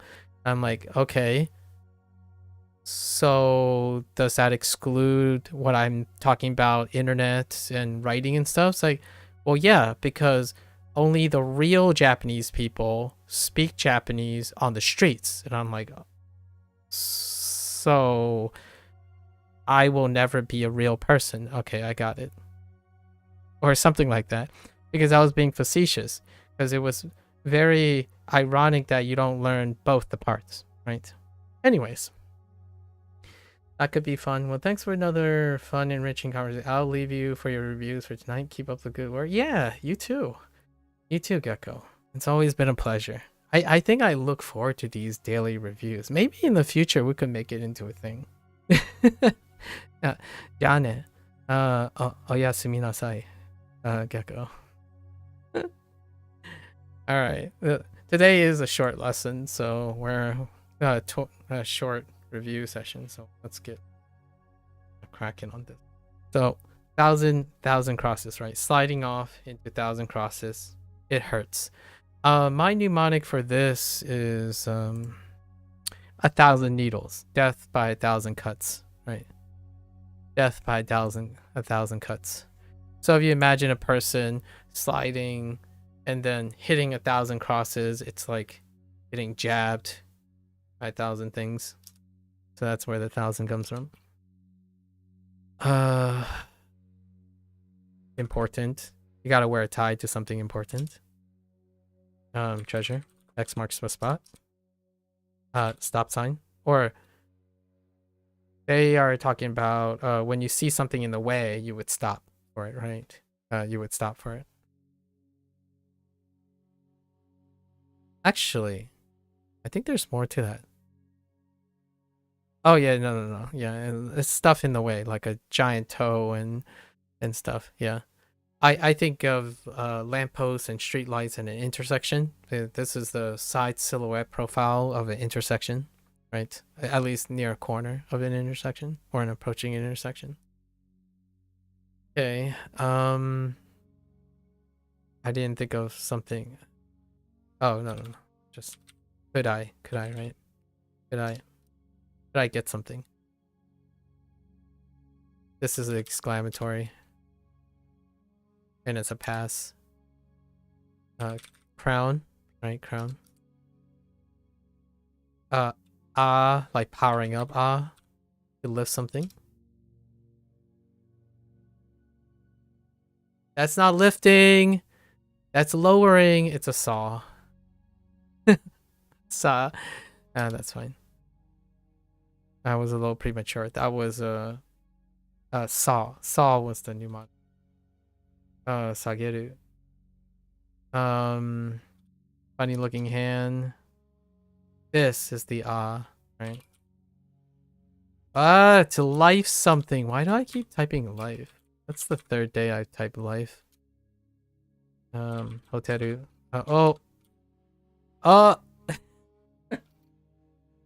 Sorry. One day I'm gonna write one day I'm gonna hit enter. This is dirt. Right. I keep typing cage, so it's prison. Right. Water. Vocabulary meaning. So, this is people at Tofugu counting people by their genes, right? The number of genes. And I screwed this up. It was saw, right? Just saw something down is to lower something. And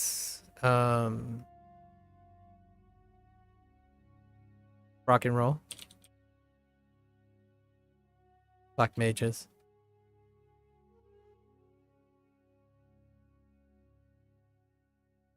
Counting people by the genes. Co and co.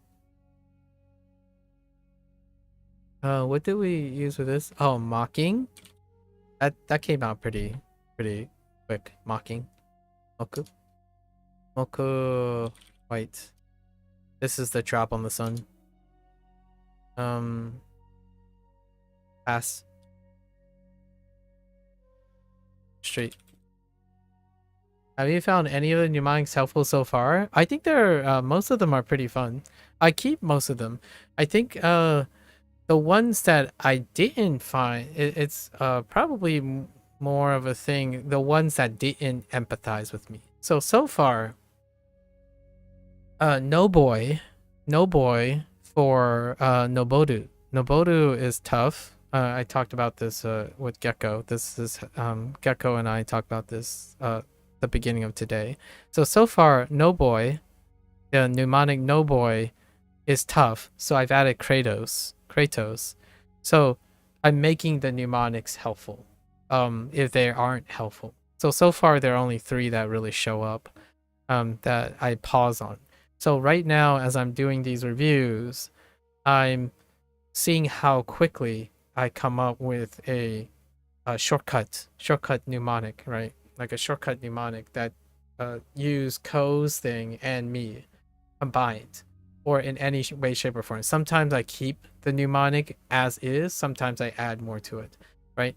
The ones that aren't immediately super fast, I'm writing down now, and I'm writing a mental note of how I can make the mnemonic helpful. So pretty much all of the mnemonics are helpful, largely because I make them helpful.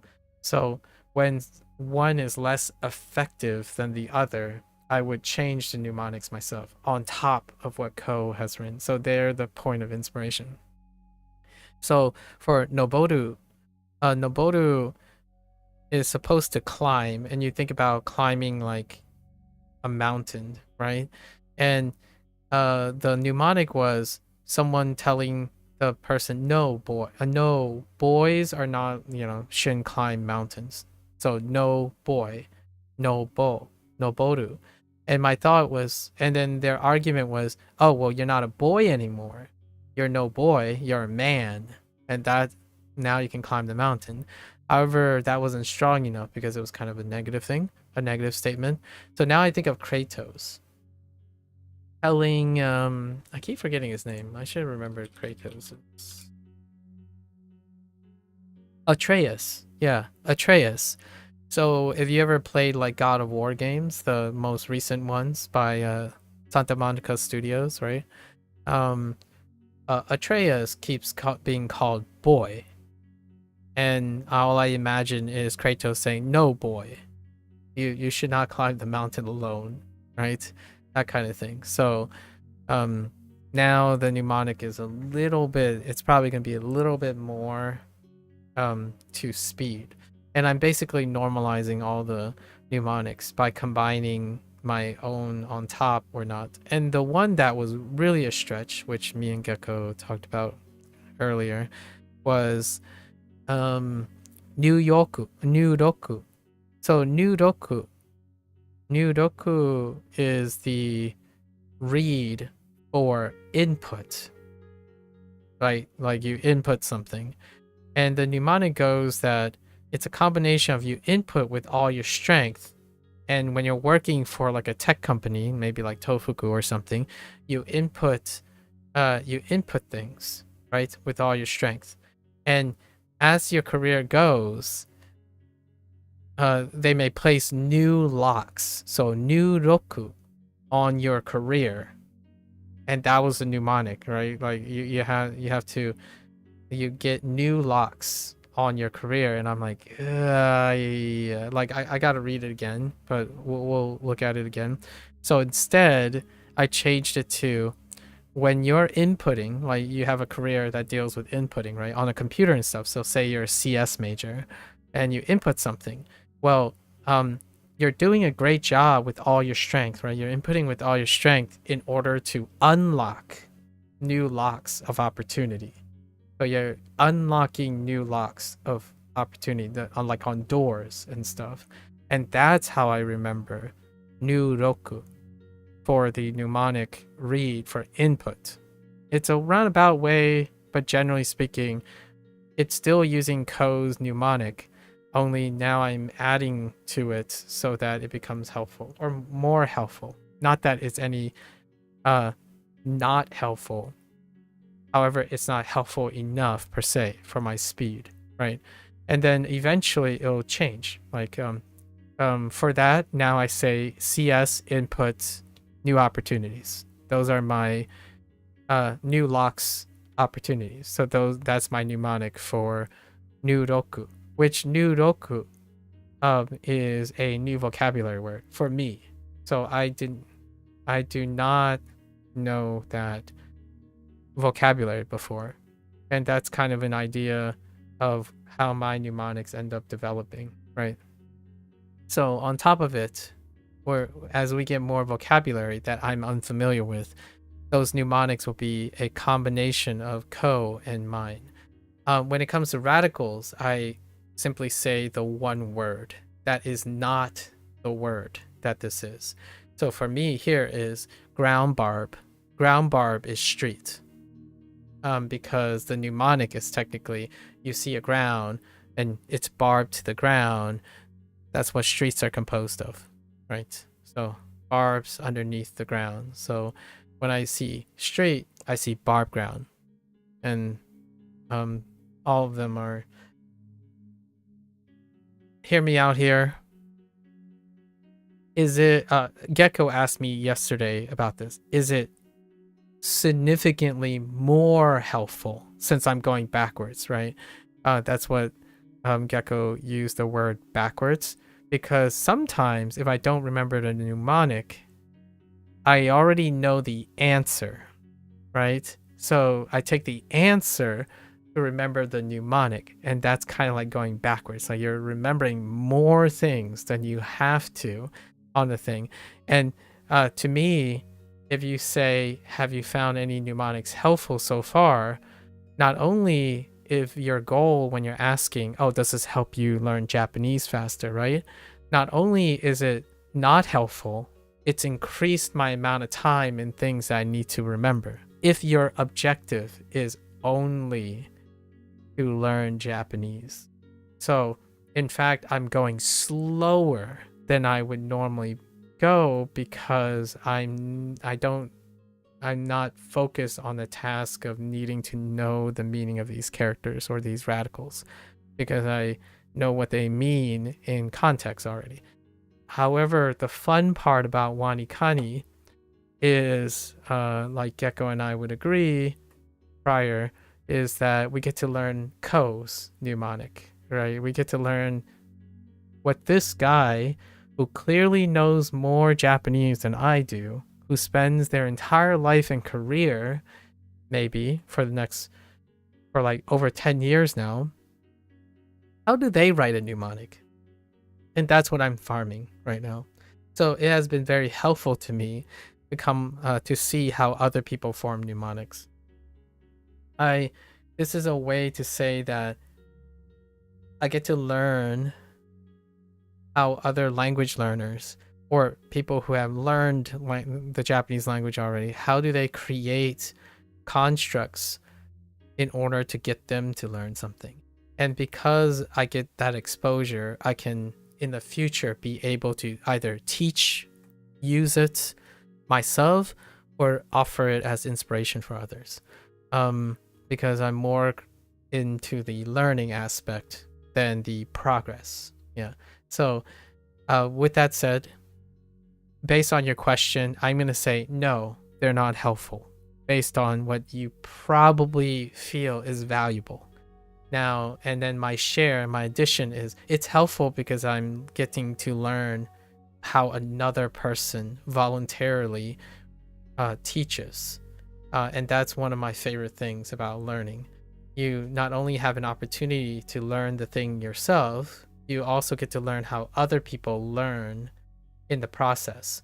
And it's been a very long time. I miss learning something where someone else is also learning and teaching something. That used to be my favorite thing in universities. We sit down, there'll be like 6 of us, and all of us would have different opinions in doing approaches to teaching our material. And then we would critique each other on how we write this and how we interpret this. And that's what makes the university environment, it improves everyone around. The collective becomes stronger and more dynamic and more intellectually challenging and creative in a sense, when that is the normal environment. However, on the internet, you can't do that. It's very difficult, right? When you play a video game, the closest thing I can get to is trying to figure out what the developer was thinking when they made this particular feature. And in this case, in terms of anime and manga, you get to learn a little bit about the writer, the artist, through their work. It's one thing that I would rewatch a movie if I, like, for example, get to see a interview, like let's just say Ko had an interview with a podcaster, much like the CEO of Duolingo has an interview with a podcaster, and they answer a couple of questions and they talk about something. I get to learn something about them, and immediately I would go back to their products and see if either it's the same, it's concordant with their vision or not.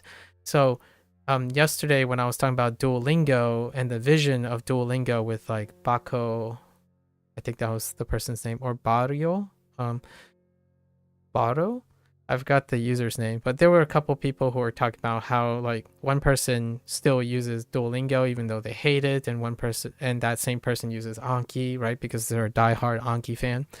And I was able to talk about Duolingo through the lens and the purpose of the CEO, what the CEO is saying, and then what their product is doing, and then they're concordant with each other, along with considering counter arguments, like things that it doesn't do.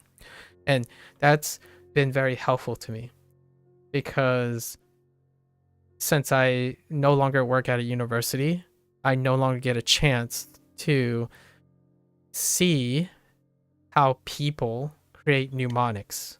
Like, how do you study? I ask this is my first 2 or 3 questions every single time I meet someone. Like, oh, hey, are you interested in language learning? If so, like, what kind of language are you learning? And may I ask why you're learning this language? And then they would say something. It's like, so how are you going about it, right? It's a little bit depending on their response. But how are you going about it? Because I want to understand how other people are learning, because all of that could be helpful, right? So this is very helpful. HanziHero, though. HanziHero has a different approach, and I quite love it too. Lots of people lots of people, as in the people who pre-select themselves into HanziHero, are usually already familiar with WaniKani, hence why I put them next to each other. It's no coincidence that I started WaniKani and immediately, like a week later, I start HanziHero. Lots of people who make comments on HanziHero's forum is largely with WaniKani experience. So the early days, people are constantly like, oh, these two are exactly identical, right? But in terms of SRS, maybe it's mechanically similar and all the mechanical things, but their mnemonics are not the same.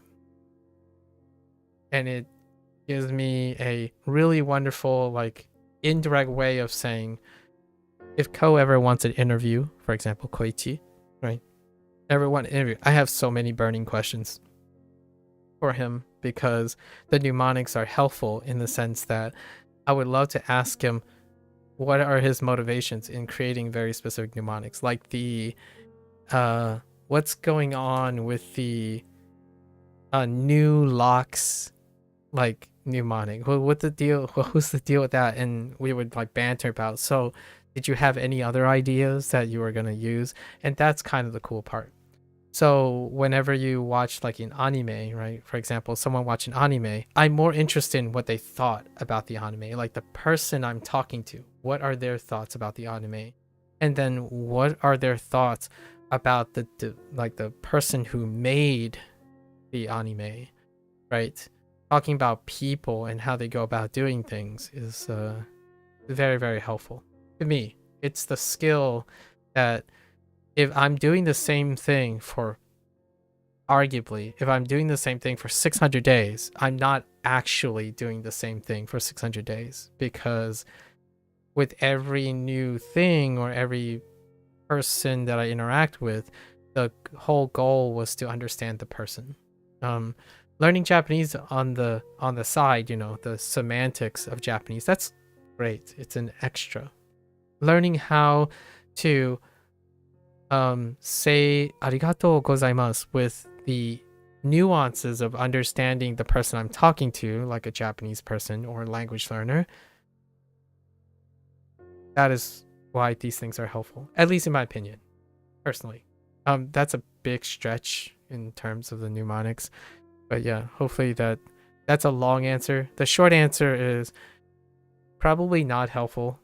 I'm actually slowing down, so how in terms of the pragmatic goal of learning new vocabulary words, but I'm enjoying myself even more than I've ever had, because now this is something different. I get to investigate and learn how someone else believes how people should learn vocabulary or kanji. Would I use this approach if these things don't exist? I probably use this approach. This is very close to something I have used and taken to adulthood. So mechanically speaking, not outside the mnemonics, the mechanics of it, I've already incorporated this manually in Duolingo. How I go about reviewing and predicting or gauging when I'm going to forget things, and then looping and testing when I'm going to forget things, right? And then adding recall and review at the end and creating a schedule. That's something before the age of convenience like technology. You had to be able to do all of this in the first place, right? In order to get a college degree before the internet, you didn't have these conveniences. So you learn how to do these things already. So in the long run, even the SRS system is not helpful to me. Like, if you strictly speaking from a pragmatic standpoint, these tools are not doing things I don't know how to do myself. In contrast, if you're still in high school and you're considering going to college, or like you're someone who's younger, nowadays, those skills are not being developed yet, or may not ever be developed because of technology. And what WaniKani does is remove the need to do that. So it is helpful because you don't know how to do that yet. It is not helpful if you already know how to do that, if you're speaking pragmatically speaking, right? Like super objective, right? If you're trying to be objective, if you already know how to study and, you know, do your time and like plan your things, an SRS system is superfluous. It does things that you already know how to do. Does it save you enough time? That could be helpful. Saving some time is helpful. However, in terms of intellectual development, it's probably not helpful. In fact, it might actually make it even worse. And what I mean by that is, it will make you under-practiced. Do you need to do that? No, not really. If the future is that there'll be an app for all of these SRS things, then maybe that's not a skill that you need to use anymore, right? It's kind of like all the skills that we don't use now. What is one skill we don't use now that maybe a select few do because of extenuating circumstances? Shaking hands. Having to see someone's face to have a deep conversation or have a conversation in general, right? Those are under practice skills, right? They're optional. Writing. WaniKani does not have writing for kanji because it's a skill that has become superfluous due to technology. So, in a way, you can also think of all the things that your tools are doing, and those tools are taking place of the skills that you may or may not have already. And to provide a context for me, I've already done most of these skills most of my life before these tools are available. So the most useful thing, in my opinion, in WaniKani is how Ko and Viet is presenting the information. So the mnemonics is the only reason. It's one of the, basically the number one reason that I have chosen to use WaniKani in with HanziHero, and that is to use the mnemonics. So it is the most helpful thing in WaniKani for a different reason, for a very different reason. Yeah. It's, in my opinion, the most important reason. I don't need to learn about how I would go about learning or what I need to do to learn Japanese. I kind of want to learn what other people are using and how they're going about learning Japanese, right? And that's why you guys are here, or at least that's why I'm so happy to get on stream every day and having the opportunity once in a while for a person to be willing to share their thoughts and how they went about their journey in an analytical way, like in a more self-aware and self-participating way. Not necessarily the ones, I mean, I appreciate the attention, but it's very difficult to find connection with someone who doesn't want to share or hasn't really been very attentive in their life or interest in their own life. Like, oh, I just break out my Anki deck and I grind the Anki deck and trust the process. Like, that's fine. That's great. Is there any particular thing that you like or you want to do differently, or do you mix it up? Have you been aware of what is helpful? And the questions you ask is incredibly important. Have you found any of the mnemonics helpful so far? And actually, now I would probably, after like a long digression, I would probably ask you, have you used WaniKani? And also, have you found any of the mnemonics helpful, right?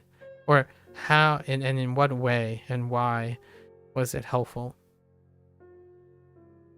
Mine is because I get to see someone else's, almost like see someone else's notes even. You have not used WaniKani? I see. Like, I love looking at other people's notes, like what they're doing, like how are they doing it. I think it's unfortunate and not as exciting anymore to me, unlike others. This is an unpopular opinion. I don't like seeing just the results. It's not important to me. Like, it's important. It could be satisfying, but it's rarely the most informative thing. So when someone says, I built this, it's like, I'm like, how? How did you build this? Why did you build this? I want to hear it. But generally speaking, there's not enough time for that, you know? So someone would say, I wrote this song. Step 1, write the song. Ta-da! 5 minutes later, here's the song. I'm like, okay, so did you... I hear this motif here. So maybe they use this motif because it reminds them of spring. This part sounds like a harpsichord. Maybe they have a fascination with Baroque period instrumentation because harpsichord is really popular then, that kind of thing. So it's up to me to figure out all the little bits and pieces of that person. It's also super interesting if they show me how it's done. That is an unpopular opinion because nowadays people don't want to watch how it was done or how it was produced. The vast majority of people prefer to see the product finished. Cue the person who gets really upset when someone makes a mistake because they're practicing and studying a new language. They're like, oh, it's so frustrating. Why can't you be a know-it-all like me? I'm like, well, that's because that person's learning and studying. Like, where do you think that comes from, right? You use remembering the kanji. Oh. How does remembering the kanji work,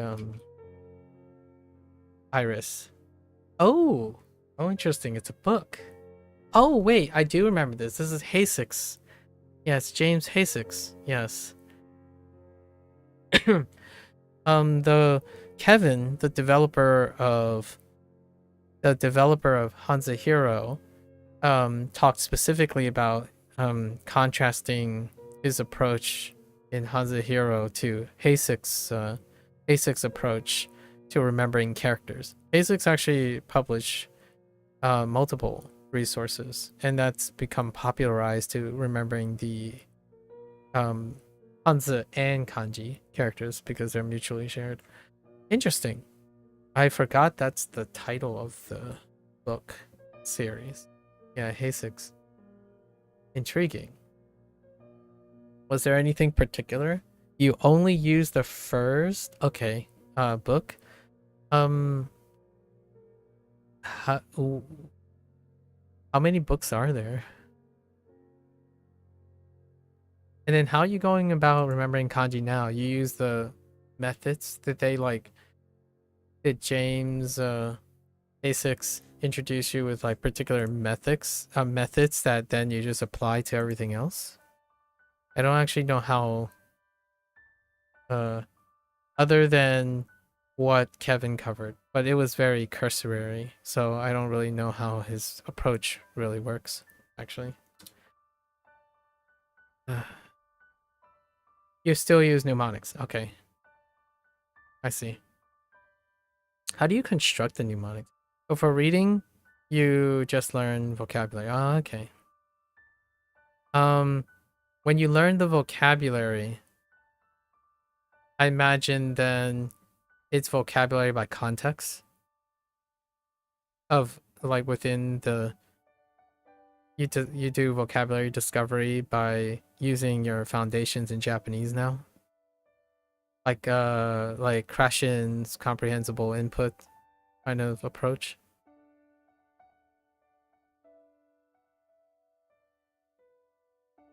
What was this? How do we?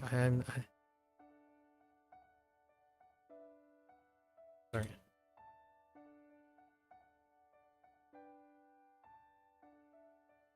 What was the mnemonic for this?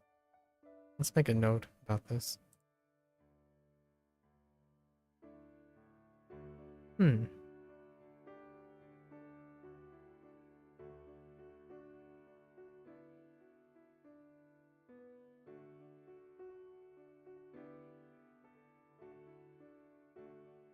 Oh, yams. The mnemonic was yams.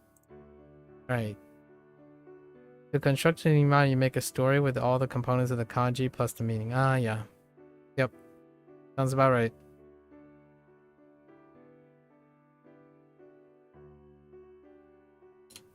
HanziHero did a that's their approach. and they integrate even further and go with pinyin and whatnot as well. So integrate all the reads in on top of that as well. So there's a lot of parallelisms between the additional layer on top of the SRS with WaniKani and HanziHero and James Hayzick's published approach to character. And for me, since I started with Duolingo, I already did that. So I did that because it's not a coincidence that after going through a formal education, you end up relying on creating mnemonics for remembering abstraction and then trying to internalize it afterwards. Because all these characters and all these meanings are abstracts before they become internalized. So when you're remembering things like medical terms, right? That's kind of where the SRS came from. And then a layer on top of that is the mnemonics, as in the flashcard construction. It's usually a combination of the two for myself personally over time. So how do you remember like a concept of the colligative properties of water, for example, or the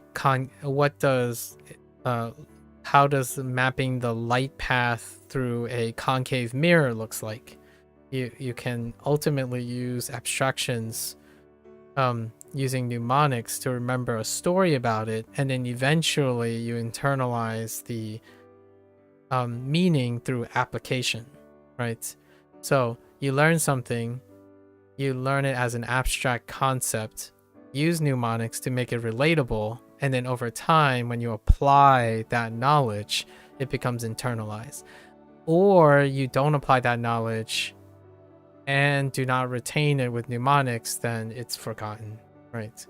So like, do people still know how to do the first derivative of a differential equation, for example? I don't. I can say the first derivative of a differential equation because I generally have an idea, my mnemonics, on where to start. However, I didn't use it enough in my life to make it a permanent thing. So I still rely on mnemonics to connect those concepts together. I'm not a mathematician, and I rarely ever go into like differential equations. That's a it's a very deep branch of calculus. So I did not have to use differential equations. That kind of thing.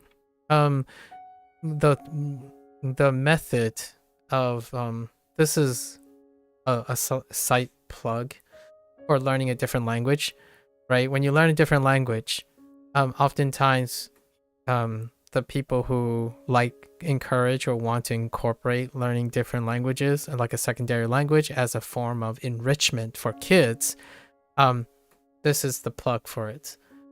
Largely all the concepts and the things that the way you go about enhancing and learning large quantities of abstraction or data, or the semantics, that type of skill can be extrapolated to other types of learning. So learning a language is, in all fairness, reduced to two objectives for most people. Usually it's reduced to one objective, which is if you're learning Japanese, the goal and objective is to learn Japanese. However, if you haven't ever learned a language before, and say you're not college educated or you didn't like learning in general, if learning Japanese is enough to get you to learn, you explore learning strategies. And those learning strategies are not, in my opinion, unique to learning a language. So then it goes full circle and you start thinking, so why should kids be forced or obligated or strongly encouraged to learn another language? It's largely another avenue, another opportunity for them to engage in the learning process in addition, right? the more opportunities, the more options you're given to a child to explore learning opportunities, the more likely they're going to develop learning strategies in different ways. So if English, for example, is not that interesting to you, like some people think English is very mundane, yet they're native speakers, and they would prefer to learn Japanese when they were younger, that is enough motivation to create a learning experience that may be mirrored by their, that may compensate or complement their lack of interest in their own primary language, for instance. And that will still induce constructive strategies, problem solving, and critical thinking in learning strategies. Now, the difference here that I would raise a bit of contrast is there is also a difference between coming up with the strategy that involves active problem solving and being told what that strategy is. Nevertheless, once someone enters an application process of the strategy, the end results can be very similar, despite not practicing a specific skill set. So one of the specific skill sets that are very different, that is under practice in someone who's instructed on how to study versus someone who had to trial and error to study in the first place. So I'm a product of an earlier time period where I had to troubleshoot how to study, like how to make flashcards, that work for me, right? Formal education challenges you to problem solve that. In the day of modern technology with available information, being explicitly corrected, explicitly told how to do things also means you work faster, you get the job done faster if it works, right? If it doesn't work, you do not have the problem solving skills to make it work. That's one of the trade-offs, right? You save time, you're more efficient, someone has already done it, this is the explicit way to do it, you find the correct method that suits you. However, you do not use any of the creative process involved. So there's no like construction of the technique, there's no tweaking of the technique. There is a possibility that that person will go on to tweaking the techniques, and that enters problem solving territory. It's optimization, being creative, constructing, right? So that the nice thing about mnemonics is you at least enter a form of construction. So I think HASICS is a source that is quite excellent because it encourages someone to progressively enter a state of construction. Why is this important? Is largely there's an ongoing dialogue about, especially in WaniKani oftentimes, in HanziHero, where someone says, I want this tool to do exactly this because I believe this is the only way that worked for me and I can't possibly imagine it working any other way. I'm paraphrasing because that person wrote like tons of people wrote like large paragraphs analytically comparing a hypotheses as opposed to problem solving and saying what else could work, right? It's not you have to null hypothesis test. Is this the only way it can work? The answer is probably no. For the most part, it's a lot easier to refute an only statement than it is to consider all the other possibilities. And that is a constructive creative process that rarely is practiced nowadays. So this kind of goes back to your first question about if the mnemonics are helpful here. Ko is making mnemonics, but in no way will I ever think that mnemonics is the only thing that I will be reading, right? When I read a mnemonic, I'm thinking about all my existing mnemonics because I'm also a person who's problem solving. When it comes to studying, there's passive learning and there's active learning. Passive learning is you're wishing a tool does all the thinking for you and you just follow along without needing to improve it, iterate on it, evaluate yourself beyond what the tool is offering. Now, there is a pseudo level of language learning. Language learning is challenging enough by default. Language learning is challenging enough to eventually push someone to problem solve beyond one thing. So that to me is the realization that this person has tackled problem solving in their lives and or have done as a result of language learning. So the moment when someone says, "Oh, I like Duolingo for these following reasons. However, Duolingo does not do these following reasons.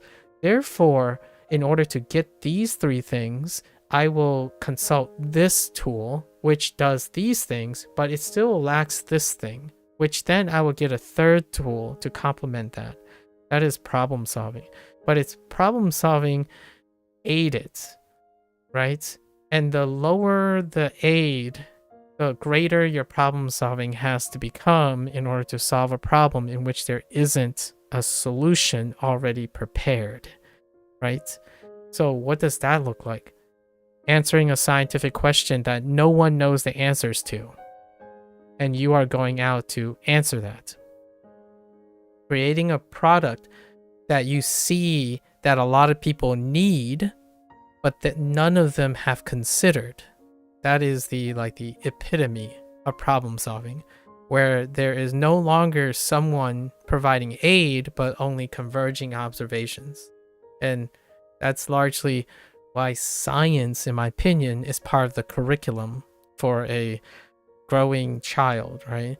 Like a child, when you go to high school, one of the things that the scientific part is trying to impart is more or less the scientific method.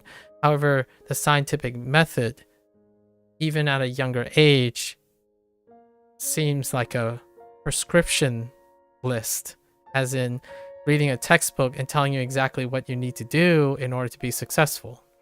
That forms the foundations of something you can problem solve and optimize.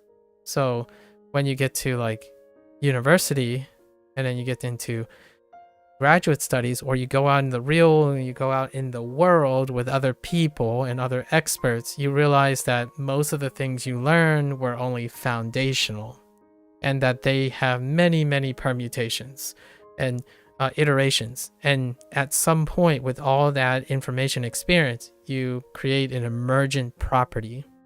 And unless you choose not to, obviously, you don't have to become this. You don't have to be a leader. You don't have to be a creative person. You can choose to be one, though. And one of the hallmark benefits of being a creative person and constantly developing, even when you're saying like, "Oh, but this wheel, it works so good. Why do you have to reinvent the wheel, though?" Practice problem solving, right? So at the end of the day, if I'm not learning anything from something, if I'm not like what I do, I'm learning something from it. So the default question oftentimes is, which would be curious, is when someone asks me, what am I learning from this? I often wondered if they have a guess as to why. For the record, I explain most of this stuff in the day one. Before I start a project, I predict or evaluate what am I getting from this. And I've already said that the main motivation for WaniKani and HanziHero is to replace, the pragmatic thing is to replace a void in my SRS. So I need something that's very convenient, that fills in a review role, and also the mnemonics. So, and that's all I'm looking forward to, right? Not good. Excellent question, and thanks for sharing, by the way. I'm glad to see that you only needed the first book set. What is the second book? Like, what does the second book cover then? And how many books are there in the RTK series of books? I don't actually know. Like, do most people only use the first book? Kanji reading. This is it looks like a no and a ma put together, which I don't. That's not what I. But that's fine. Wait, where did they get the no and the ma from?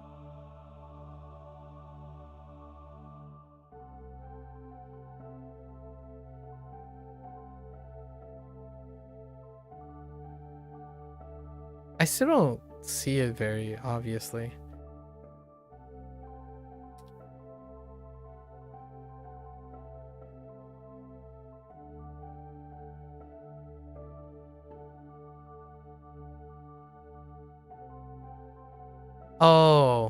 Oh, you put the no up here and then the ma. Oh, okay. I see.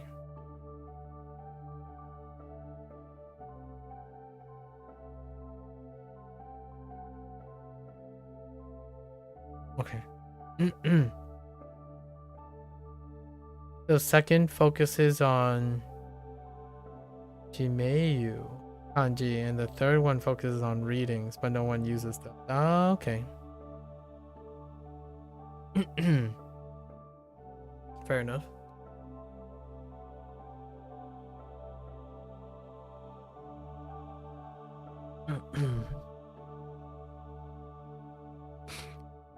Oops.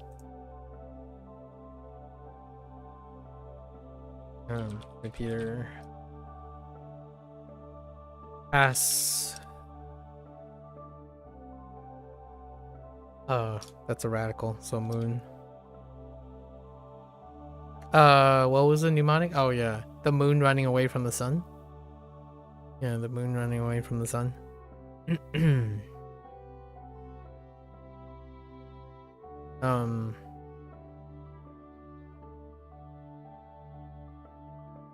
Passive meaning.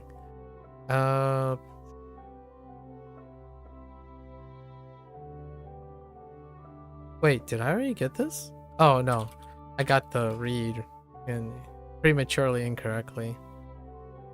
But this is the meaning, so. On a roll? On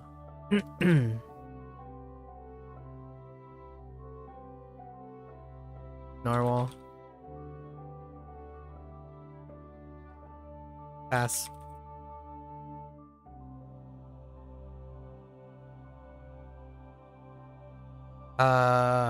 Nietzsche? Nietzsche?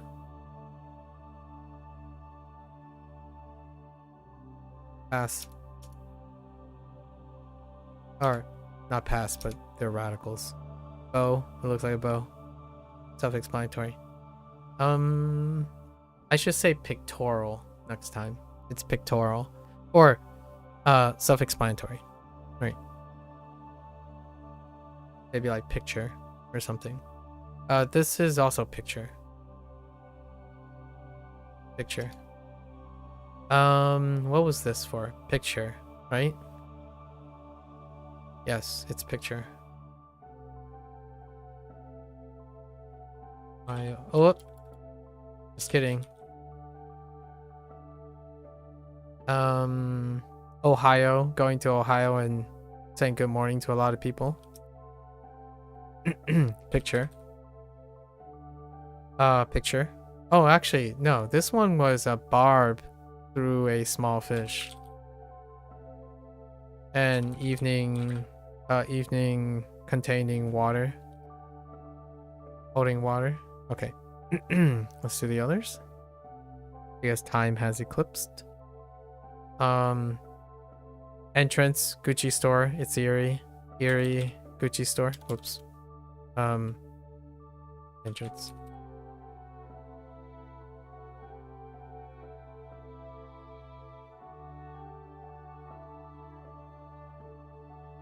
Make sure I don't typo.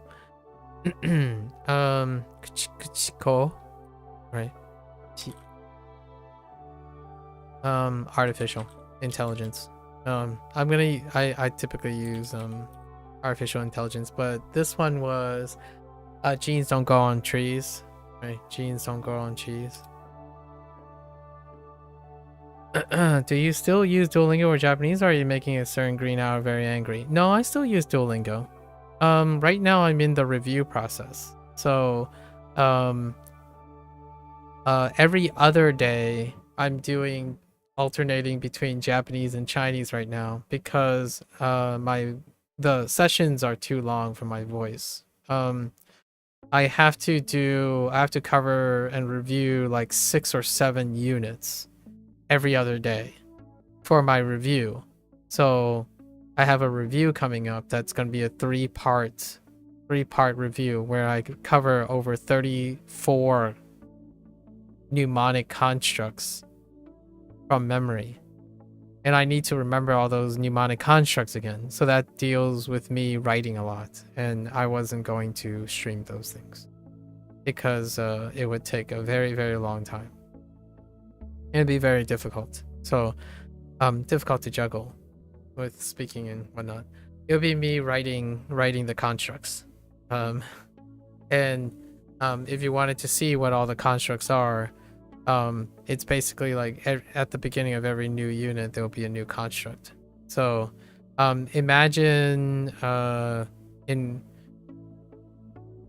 doing like for WaniKani, imagine like 600 review exercises in one day. That's pretty much what I'm doing at the moment. Only it's one big mnemonic. So to give you an idea right now, right? Duolingo Japanese is at 300 days. And Duolingo Chinese has concluded actually, but it's at 200 days. And in both cases, it's been 100 days since I've done a review. This is the longest period I've ever done. The last periods were 50-day periods, and they were okay. They were largely okay. I still had like a 90%-ish. But 100 days seemed like it's hitting like an 80% retention. And 80% largely because this 100 days I started creating full constructs. We started to lean in on this construct, which I will go over in the review. Since it's 100 days, it's 3 days per unit, right? 3 days per unit. So there are roughly 30, I'm rounding up, there are 34 units.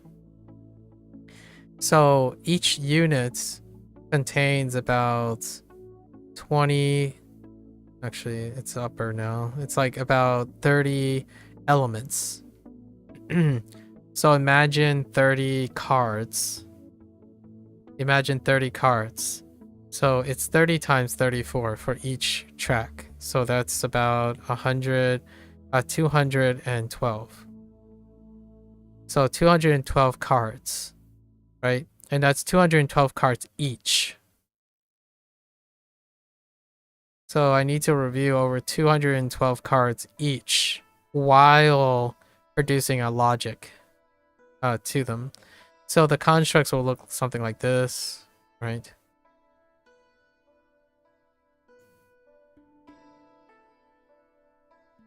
So they look like this. And there are about 34 of them for each. And that's what I'm reviewing right now. So Duolingo isn't moving forward yet. Every other day I'm doing a review to see if I can pick up any holes in the stuff. And I have to present where I'm going to do these things in 3 parts. So it's a 3-day parter where I will do like 16 maybe of the not 16, maybe like 14 on day 1, and that's the only session.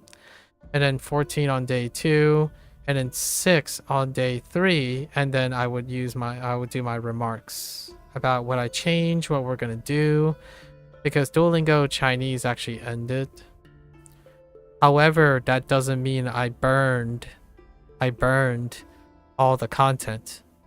As in, I don't have retention of everything in the Duolingo Chinese course. So how am I going to go about doing that?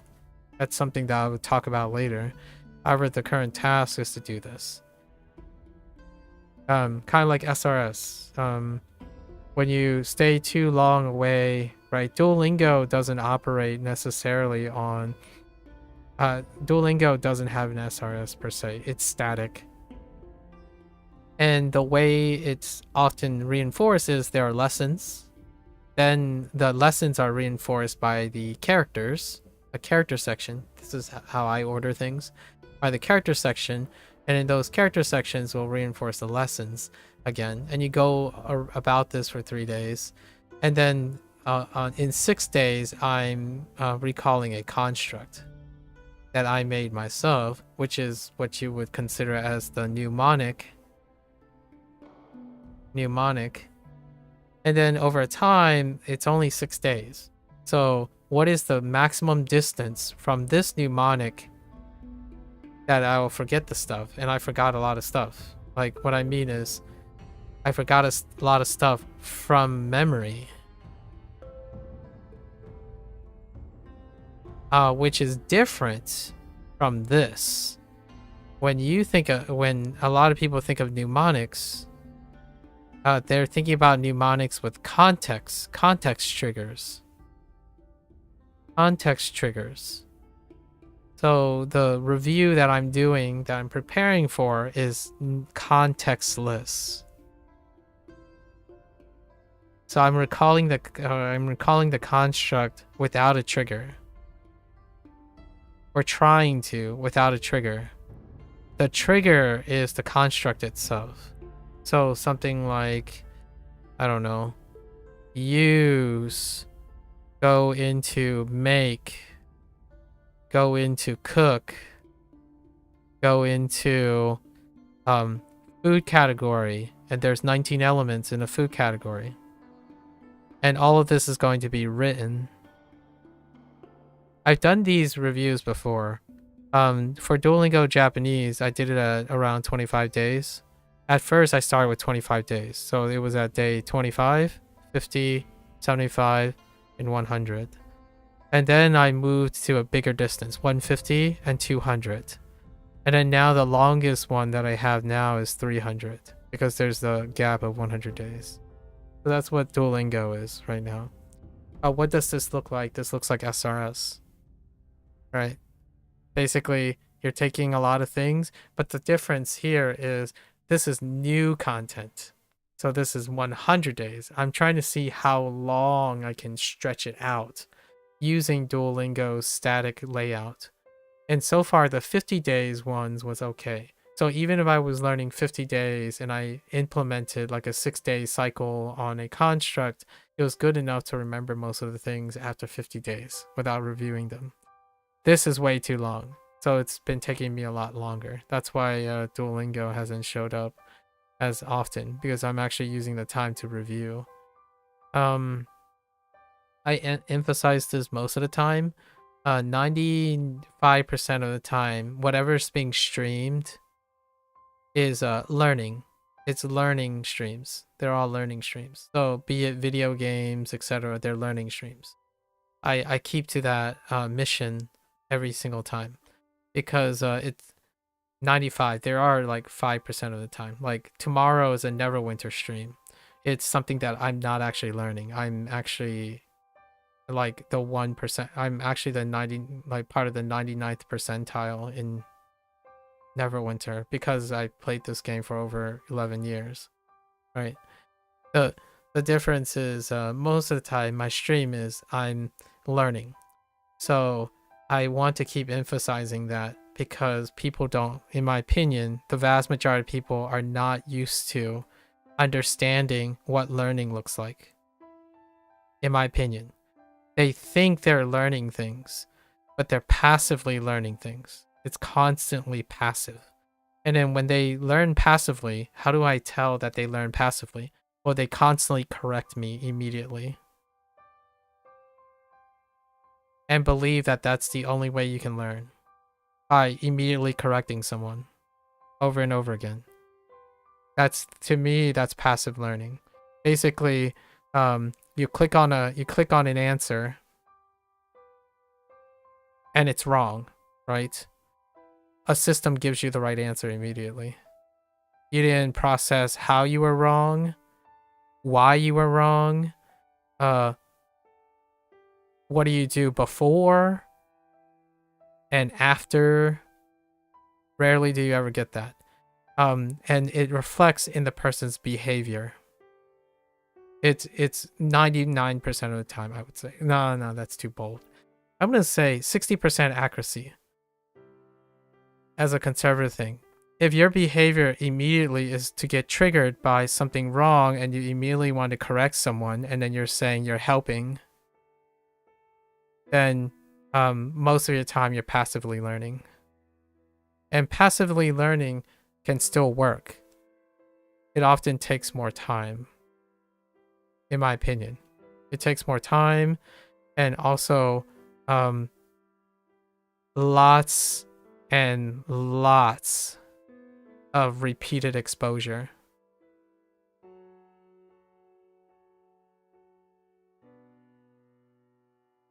So what does SRS do? SRS tries to reduce this. So like Anki's FSRS, for example, is trying to reduce the amount of repeated exposure required. So they're using a way to try to give just enough exposure in which it acclimates to a person staying active in their learning. So the nice thing about free SRS, which I've read about recently in the development, especially in the Anki project, is that it will take into account the person's learning curve. So when SRS, when a person is actively understanding, oh, I don't need to have more exposure, I can reduce the amount of time because they're more actively learning. So at some point, it gets you into the habit of refining your own learning methods, right? You get to test, oh, can you wait longer before a review? Can you increase the density or decrease the density? When you use an SRS, most people passively use an SRS because you're expecting the SRS to do all the work, right? And that's largely why my schedules change and whatnot. Largely because I'm adapting to new volume. So right now we're in the trial period of what is my current schedule for WaniKani and HanziHero, while also making management and time for a Duolingo Japanese and Chinese review. And then at the same time, I have to start my Like a Dragon 8 Chinese playthrough and then Japanese playthrough of the MSQ, all before February 20th to do Yakuza Pirates, the game that's coming out soon, or Pirate Yakuza. And then after that, we're doing Duolingo Spanish. That is rotated in with Duolingo Japanese and Chinese. Those are what I'm working on right now. And there's 2 weeks left in Neverwinter. So tomorrow is Neverwinter. That's a Monday. And then the conclusion of the 10th week is the following Monday. So then this cycles out and I will be able to use Monday like in a different manner as well. It sounds very, I don't know if this sounds complicated to anyone or anything like that. It's this is my normal state. Like I really, really like doing these things. I'm like, one of the aspects of being successful at juggling things is to do it, right? I understand that there are other people who prefer not to deal with that, so you can use apps, schedulers, calendars, right? There's lots of technology to help you with that. When I was growing up, I didn't have those things. I had a calendar and I had a pencil, I had a pen. So I scheduled all those things. I learned how to manage my time and understand how to tweak my time. So if I were to release a product, for example, an SRS, that SRS would represent what I believe is the most efficacious way that I go about learning. However, with those skills, if you put a tool in front of me, I'm going to make it useful. It's not, the tool is not the thing that determines if it's useful. The person who uses the tool is what they determine if it's useful. So it's a very perspective, a different perspective. So even if I'm not streaming Duolingo Japanese, you bet that I'm keeping Duo a happy burb. Duolingo is a very, very happy burb. You know what? I just realized I forgot to purchase a plushie. I forgot to look if they had a deal on the plushies at the end of the year. Dang it. I thought I forgot something. I was gonna purchase Duo and Falstaff plushies. I guess I'll do that later. Just to give back a little bit. Anyways, that's the answer to that. Today happens to be the off day. Yesterday was doing Duolingo Chinese. Tomorrow is going to be Neverwinter, so we're going to push. I have 7 or less days left before I have to do the review. So when the time comes to review, I will make a disclaimer. Oh, I only had enough time to sufficiently review maybe 20 constructs, and then we'll just use the 20 constructs, right? The idea is, even if it's unfinished, if you didn't reach your goal, all the progress and all the work that you have done up to that point is still presentable, right? And right now, it is tough. It takes me 3 or 4 hours in the evening to get 8 to 10 constructs, fill in all the gaps. There's too many places where I keep thinking, oh no, wait, there's more here. I could say more here. And as long as I'm putting in effort, right, it all contributes to language learning. I will probably talk a lot more about that later, how I managed the time and what worked and what didn't while I was reviewing offline. So I will be talking about the decrease in Duolingo, how did I do it? How did I come to remembering all the constructs? So in a week's time, I'm gonna have to extend it a little bit more, but in a week's time or so, I'll do a demonstration in the first either 2 days or the beginning of 3 days, right? The first 2 days, I'm just gonna be doing the demonstration for recording purposes. So one day I'll spend 4 hours recording constructs only, writing verbatim, and then 2, same thing, and then 3, I'll do maybe half the day or not at all the days, and I'll explain why Duolingo was absent in the rotation more often than not, and where I pushed too hard.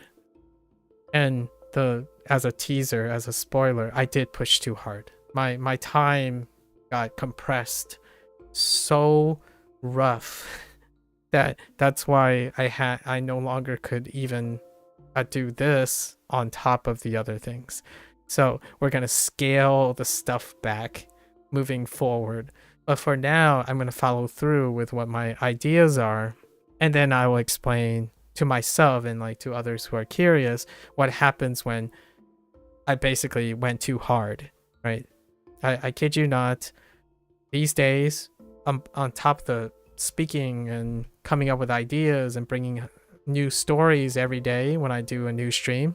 I don't know if I've mentioned this to you when you were around, Iris, but every time I stream, the evening before, I read something and I make a story out of it or an observation out of it.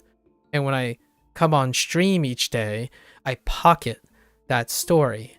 And the goal of the story is that when someone mentions something I have multiple stories in my back pocket, as in like my figurative back pocket, which I can bring up at any time. So over time, I've constructed like 100 to 200 stories on average for like 3 months. Every like 3 months, I would have like 100 to 150 stories in my back pocket. And what happens over time is when someone says something, I will have something relevant to say, or something maybe potentially insightful or constructive. And I do this every single evening. However, I can't do that very well while also having to review. So this stuff is pushing me to my limit, and that's good because I needed to know where my limit is. My limit is apparently a 6 to 8 hour stream with 2 or 3 separate things, usually 3. So the limit is 6 to 8 hour stream, 3 separate things to plan, 3 separate stories to bring for each of those sections, and then eating dinner while reviewing for another 8 hours, and then going to bed, and then getting up to run and do the same thing over again for at least 2 weeks. After 2 weeks, I'm absolutely drained. Like, I cannot maintain that anymore. So it's kind of very similar to what I used to do when I was working. I work for 8 to 10 hours. I come home, eat, but then continue working. But I was reviewing then. So I spend like 18 of the 24 hours awake doing work. And I did that for like over a decade. And then eventually like it couldn't hold up anymore. So I'm not that young anymore. And that's kind of the long excuses or the long answer is I still use Duolingo for Japanese and Chinese.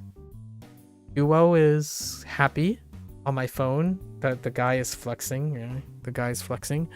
However, cannot juggle all of this stuff at the same time. I did a little too much. So we'll have like staggered schedules in the future where HanziHero and WaniKani are priority. So they will have a 4-hour slot between the two of them at the beginning, and we're gonna try to figure out the other half of the slot. However, Duolingo Chinese, for all intents and purposes, is no longer a learning source per se, like for Chinese itself, because there isn't anything left. It can get updated though. The Chinese course can be updated. So now I got to think about what to do about that. That slot, so there's another 4-hour slot, right? So maybe like 1 to 2 hours of Japanese Duolingo, and then 1 to 2 hours of the gaming slot. And the gaming slot may be extended to 4 hours because it's actually practice. So we could have 10-hour streams in the month of February to March. And then we got to throw in Spanish somehow. So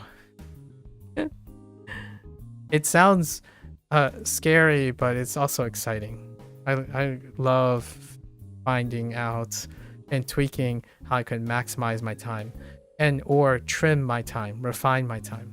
I think up to now, after I started language learning, I haven't been at my limit at all. I was not at my limit, except for my voice. My voice gave out a lot of times. However, if people don't mind silent streams, which I don't think I'm a big fan of, right? I could do all of this live. I could like turn off the cam and, you know, don't use my voice and just type. That's not my thing. I don't want people to normalize that, in my opinion, because you do that all the time already, right? You just listen, you have people tell you things, you listen to things and have people show you things, and that's about it. That's about the as active as you can get most of the time. So I don't want to make that a social norm, at least personally. My personal mission statement, I should write a mission statement sometime. I personally do not want people to normalize that. I think being constantly going to bed exhausted, feeling good, like a good exhaustion every day, is easily one of the most liberating things in life, in general. So if you go to bed because you tell yourself you go to bed because you have to rest because you did so many good things, and the only way to get to keep doing those many good things is to rest, and you do that every day, I have no reservations that you will become a superstar in your own eyes or to the people around you, in my opinion. So if there's any way I could contribute to that type of feeling, that'd be great, right? Like, someone has a really great conversation, you know, I spend 2 hours having a conversation with someone just on a whim, and then they go to bed. It's like, well, thank you for the great conversation. I'm really tired. We talked a lot. It's not because the conversation is boring. It's because I'm really tired. And, you know, I don't interrupt with their work or something. That's a win in my book. Like, going to bed knowing you did an excellent day of work, that's my jam. And I was ramping up. So yeah, it takes about a year, I would say, at least a year to ramp up this. So I'm more enthusiastic than I actually started. And I feel this is not the case for most people. They actually get less enthusiastic as they continue, right? When someone says, like, you know, you ask someone, what do you think of learning Japanese? And it's like 30 days in, it's like, oh yeah, it's so exciting. Like, I'm hitting a lot of milestones, and, you know, I'm so excited that there's a lot of firsts of. It's like, I can finally read some subtitles and stuff for the first time and whatnot, and that gets great. And then you fast forward like 2 years in and 3 years in, and then the perspective of progress is diminished, right? There's diminished return because of expertise and whatnot. And it would be something like, oh, you know, it's 200 days in, I'm just gonna, I do the same thing. I'm gonna go through my Anki deck and maybe learn a word or two, and it's business as usual. And I'm like, oh, okay. I hope that is keeping you happy and enthusiastic, because in my opinion, things only get more exciting over time. Like, I do more things with more knowledge. I am even more aggressive with how I'm learning things and what I can do. I like to believe that most people have that capacity. Hello there, Cozy. Hello. And I challenge you, Iris, and Gecko, who might see this later, keep on doing that, at least in my opinion. And of course, get to that limit, and then know that when I get to that limit, I don't get upset that I can't do more with the limited amount of time and stamina. My thought is, man, I don't have any shortage of things that I want to do, right? And yes, that include work. I actually literally sometimes tell myself, do I rather want to go to work or take a walk and, I don't know, grab some Chipotle or something, right? That's legitimately what my life was. I increase the amount of things that I want to do. Like, work, sure, it's tough at first. Like, you could associate all the negative stuff, all the things you're giving up, right? However, you can also set in a mindset, what is it giving? Like, when you work, what else is it giving, and how do you maximize that and whatnot? So at some point, even work, all the ups and downs end up becoming functionally positive things. Like, here's my little hot take that I share all the time about myself. One of the worst skills, in my opinion, personally, and I think other people can objectively say, one of my worst skills in my life when I was growing up is arguably the only skill Okay, maybe among like 2 or 3 other skills, but this is it has become the skill that defines my aptitude, and that's verbal communication, or like most form of communication. Communication, problem solving, and habit management. Those were my arguably one of my worst qualities, and the qualities that I really, really dislike and did not even pay attention to. Talking to other people, any form of talking in public. So seminars, speeches, resolving conflict using words and language, right? Diplomacy, debate, discussion. I avoided confrontations like a plague. You know, if you don't have to talk to someone, you don't have to talk to them. If you are talking to them, is business only. Those were the perspectives of a very objective-minded younger me who only thought about hyper-objectivity and pragmatism. You talk when you have business. Time equals money, right? That kind of thing. And one of the other worst skills that I had was empathy. I barely had sympathy when I was younger. Like, it is quote my old mind, it was a waste of time to pity oneself, nor to sympathize others who do not work hard, and or empathize or be willing to understand what is it that makes them different from you. That was my younger self. It easily one of the worst qualities. So, and I would say among my qualities now are probably most of the unpracticed skills that I had in the past. Habit formation, I was burning so hard. A good metaphor would be I was Icarus with wax wings in a space shuttle being launched directly into the sun. That was how fast and I was burning it, not at both ends of a candle. I was practically melting from all angles, right? So I had poor habit formation, poor habit management, and like moderation. I kept piling on more and more habits without any form of routine or self-check. So you eventually juggle so much. It's like a startup company, right? When a startup company takes off, it expands so much that it falls apart completely because it expands so quickly that it was unable to check itself. There was no checks, no balances. Sounds like a teenager, right? It sounds like a teenager riding a momentum into the stratosphere and only realizing that you're on a one-way trip to the sun, right?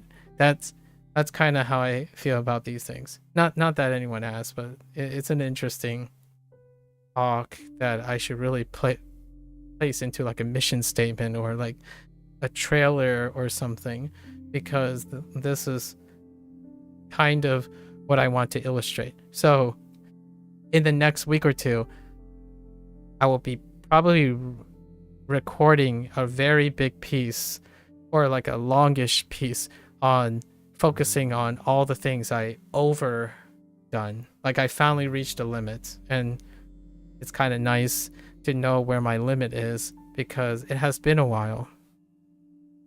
It has been a while. And I'm not saying that streaming is relaxing. Like, I'm not saying that there are things harder or not harder in a way like that doesn't have value, as in like certain things that are hard, they may or may not have more value. Things that are easy may or may not have more value. In terms of my personal life, streaming, studying 2 or 3 different languages, studying for 16 hours straight, talking to people at an incredibly high level, or trying to negotiate like likes, dislikes, editing and all that, that holds a lick. That holds very, very low effort to me. It is in reality, like for myself personally, what I did before I burned out was madness. It was absolute madness. And because of that madness, I haven't really gotten to a point where I've applied myself hard enough to make it to really tell myself, yeah, I'm at my limit now. Like, this feels good. I haven't been operating at maximum capacity in a really long time. So what does that mean usually, though? I feel like lots of people get this notion that I'm working very, very hard, and that's kind of very, it feels nice to be seen as doing something that takes a lot of commitment and whatnot, and I don't want to diminish that compliment in a way. However, I want to be transparent that what a lot of people nowadays online consider as hard work or grinding or being committed, it's almost it's both disappointing, but at the same time humbling in how detached I am from other people, especially younger people's perception of what is hard and what is easy. And when people ask, oh, do you think this language is hard? It's like, well, if you're considering learning it, the answer is no. The hardest things that I've ever done are the things I didn't want to do. So, yes, it's like changing the answer, right? Changing the nature of the answer. But when someone asks me, oh, do you think this is hard? The answer is going to be no. I chose to do this. It's not hard. Like, keeping in mind what I'm saying, right? What the things I'm saying. If you have a choice to do something, it's rarely ever harder than something that's forced upon you, right? And growing up in a different time period, before a time where it feels like you always have a choice to do something online, 90% of the time you're there to do something that's forced upon you, right? You do not have the convenience of technology and whatnot. I sound like an old fart now, like get off my lawn, kid, kind of digression. But even like if I think back even to my parents' generation, like they worked every single day from they worked 14 hours every single day till they wake up, till they go to bed, and they rarely even had time to see or speak and interact with me and my sister, right? For the first 18 years of my life, and even before then, before I was born.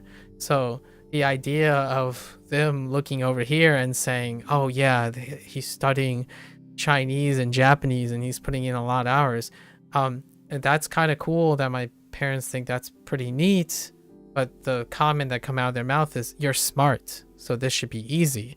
And I'm like, well, yes, and also what I'm doing is relatively easy compared to something I can't do, right? Like my parents operating a restaurant. So these things come to mind all the time. I'm keeping Duo happy. Duo is a happy burb, I think.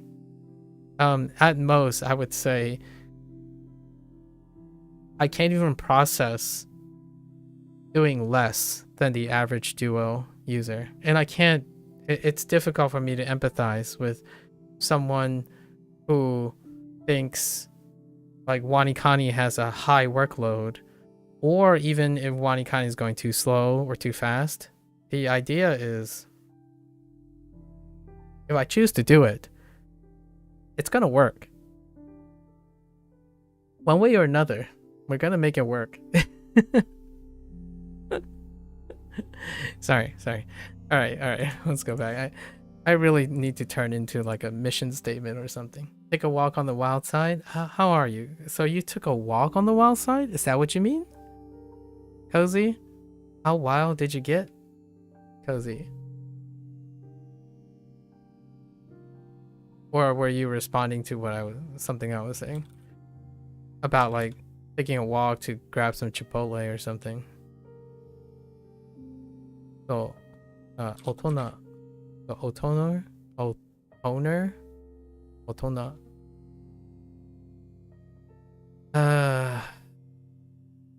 Oki-san. This was Convergent. Yeah, Converge. Oh, I remember. Has it already been over 2 weeks? No, it's almost 2 weeks. I remember 2 weeks. It's been almost 2 weeks since the last time I typed toe with TO as opposed to TOE. I remember the first error. Toe was my first error that I made on WaniKani. I typed TO instead of TOE. I was a little slightly triggered. Chikara ippai.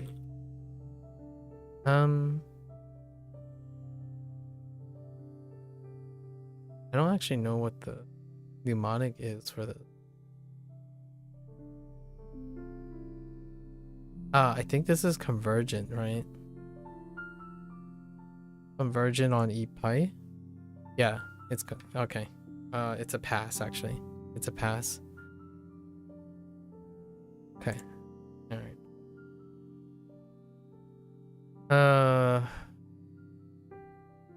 We'll say bigness or largeness. Size. Oh, it's just size. Oh, but they accepted bigness. Size. Okay, I should write a note on size. Not quite there. Slide. Oh, these are from the level 1 first days. Interesting.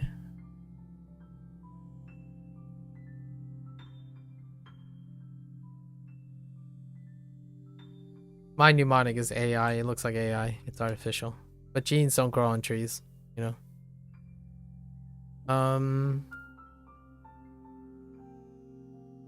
I guess let's do with all one's strength.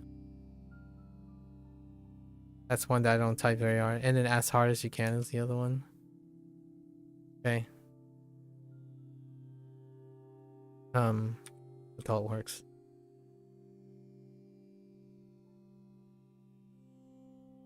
Kawa. This is a pass through Kawa. Yeah, it's a pass. Well, pass. Pass. Well, there you have it. So tomorrow we're gonna get more vocabulary. I mean, more kanji, because 6 of our radicals will be maturing. It's kind of cute because I'm using the word maturing because you can see this icon. It's an egg icon, you know. It's maturing, they're hatching, right? Yeah. So, and I screwed this up because I was being a pep. Okay. So what is our review for today? I guess that's what we're gonna review from now on. We'll write down the adjustments or the things I paused on. And some days maybe I won't have a lot. I'm gonna expect to pause on quite a lot of things. So it's a shame the vocabulary is like not. I would love a mini like scrollable like a inbox with a scrollable thing like here with the vocabulary so I could make a comment. So what are we doing? We are doing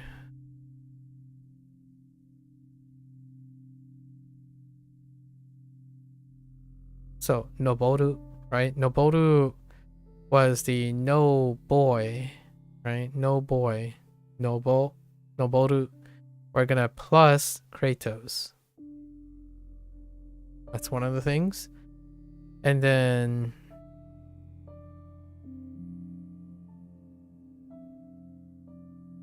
we have new roku. New roku. So new roku is new locks, right? New locks. Oops. New locks. And we're going to say new locks opportunity.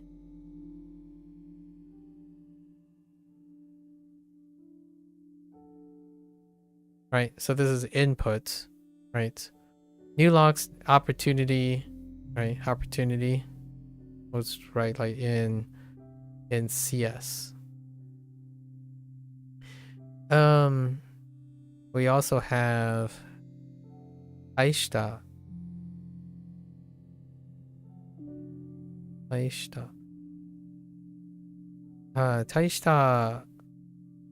This was a tie for important things. However, the word that I'm missing out on is great.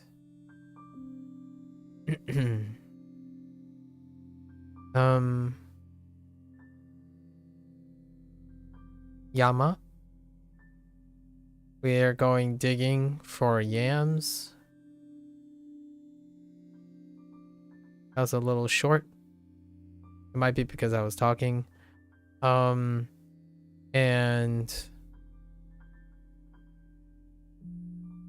Okisa. Okisa. Okisa. Oh no. Oh no. Oh wait. Okisa. So, Okisa. So, I keep typing what? Bigness? Right? Bigness? But I'm really looking for size. Right. Those are our things for next time. Oh, and I screwed up. I rushed on Sageru. So I rushed for a ah, but it's not a ah, but a sa, as in saw. Right. And that was my error today. Okay. So, and then we're gonna review these things, right? So, water, dirt, sword, narwhal, street, legs, head, treasure, 1,000, evening, child, small, bow, flag, hair, 5, heaven, and writing, moon, stop, leaf, fire, dog, king, middle, book, rice paddy, white, stan, cow, and private. The reason why I'm reviewing these is because technically, for me personally, I have not actually ascribed meaning to these. So personally, no experience, right? No XP with actually giving radicals names. So we're doing that for now, for the time being. And then we'll go over this too. So how we go over this? Let's just go with like Maru circle. Maru circle.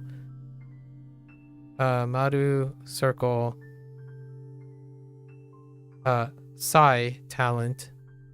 I'm gonna do it in reverse. Usually I go from the mnemonic to the kanji, the read. I'm gonna do it in reverse. So Roku 6. Nichi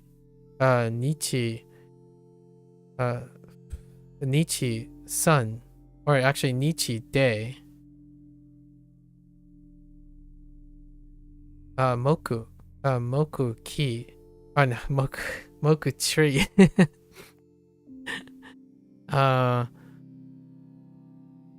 Wait. Ooh.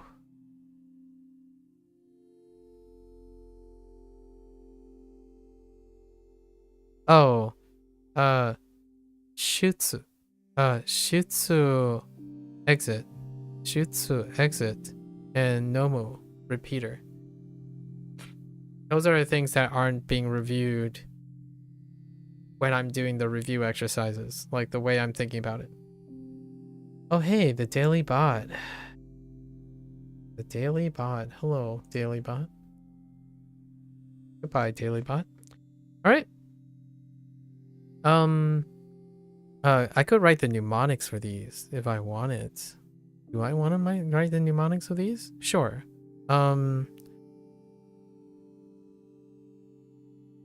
So what was this? This was water circle. Water circle.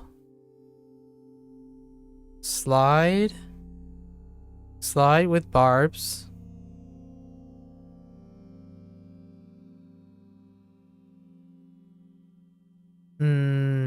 Six, rock and roll.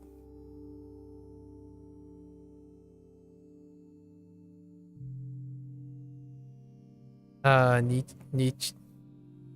I don't know how to pronounce. Maybe that's how you. No, wait. I think that's the name, Nietzsche. And mocking. Shoot you. Shutsu. At the exit. Shutsu at the exit. And just looks like no, and ma put together, right? Those are our mnemonics. And we'll do it this way from now on. So we can review the basic forms, the radicals, reinforce the meaning of a kanji, and then refresh and iterate on the mnemonics used for the vocabulary words, because these are all the vocabulary words. And that looks like a pretty decent routine that we're gonna go through for the review for that. The Chinese one, HanziHero, has a much different thing because of the way they do mnemonics. These are compartmentalized, so I think having radicals at the basic level for basically the keyword. So we're reducing. Yesterday, this was what I was thinking. So word, where we were doing keyword for this. Phrasing for kanji, and constructs, larger constructs for words. And that's what we're gonna do. And we won't need one on top, not yet. Anyways, we don't need one on top yet, largely because there aren't sentences, right? We don't have sentences in this, and or paragraphs and whatnot. There are some sentences for the context of the vocabulary, so maybe I can do something with that. But yes, there we go. That's it for today for WaniKani. So thanks for hanging out. Thanks for chilling. It's still a little over 3 hours, which is actually the typical WaniKani length, largely because Gecko and I have fantastic discussions every day. How will this turn out in the future? We'll have so many memories together, I suppose. So quite refreshing to have a daily routine. I wonder if Valentine's is doing okay. It was for a bit, it was me and Valentine's, and then we have Blair and Cozy on the Twitch side of things, and kind of fun. Have some regulars. Very refreshing. Okay. So, thanks for hanging out, folks. Thanks for chilling. I always like the conversation, right? If you're gonna watch this later, arigatou gozaimasu, right? So for WaniKani and Japanese enthusiasts, right? Only, mata ne, ja ne, oyasumi nasai, right? And I'm gonna get up, take a quick bathroom break, stretch a bit. I'll be back for HanziHero. Thank you.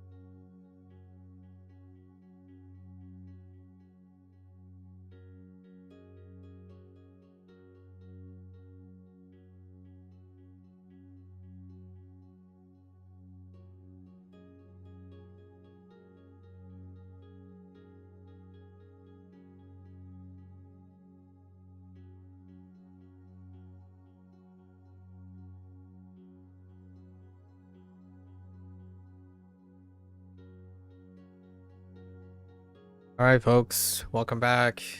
It is day 6 with HanziHero. 欢迎大家回来。今天是第六天 right? It looks like our review is stacking up, so that's kind of nice. You know, we have double stacking on our reviews now. It was originally, it started at 10:10 basically. Now it's like 10:12, so it's been going up by like 3 or 4 ish, which is kind of lovely. I want to see how the review process works. It's definitely different from our like WaniKani experience so far, and there are definitely more Hanzi in this like course progress. However this works, so got a couple more days before we see what this is about. To get to rank 2, you need to pass 19 more characters, right? To pass more characters, do your lessons and review when they're available. When you successfully review a character twice in a row, it becomes passed. Okay. Right? Not bad, not bad. Let's get to it.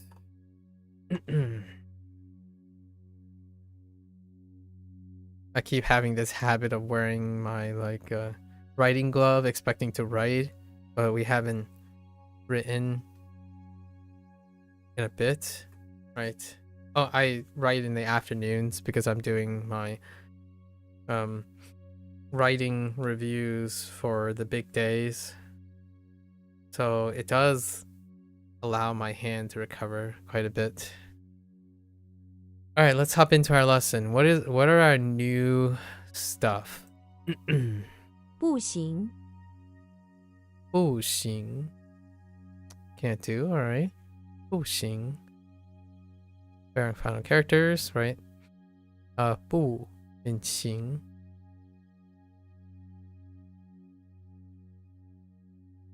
So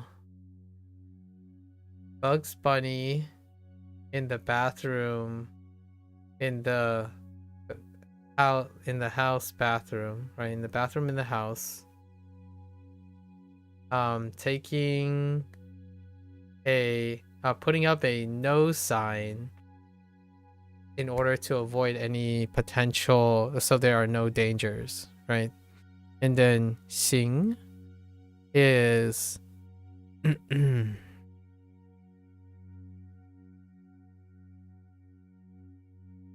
the heck was Xing?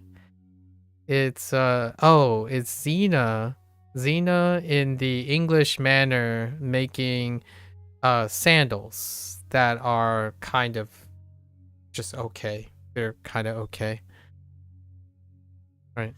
It is not okay to do something you can't do. Fair enough. Not okay. They're starting off with the ones that are like right on the head, right?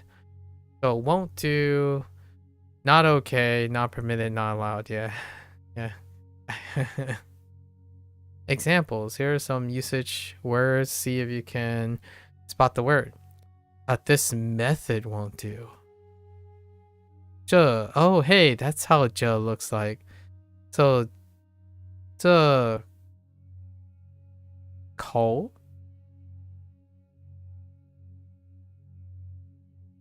这 something 方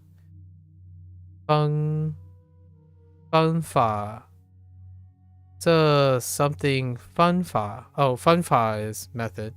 The second thing is the counter. I'm not sure what that counter is at the moment. So 方法不行这个方法不行 Oh, that's good?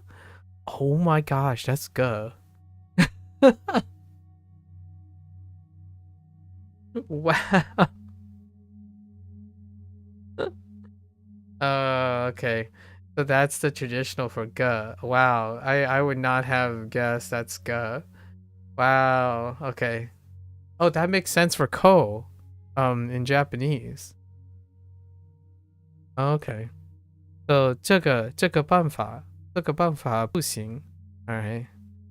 我们 okay, so we know men is that now. 我们 we can't do without you. We can't do without you. So 我们没你不行. Or I don't know, that's supposed to be May. 我们没你不行。 Oh, it is May. Okay, so it's a little different. The top thing is a little different. The top right radical. 我们没你不行. All right, cool. Traditional characters.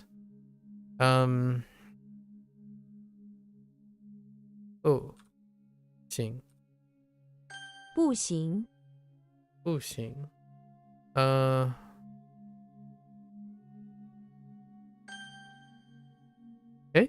行人。行人 pedestrian. 行人 oh, go people, like people on the go, or okay people. That's interesting.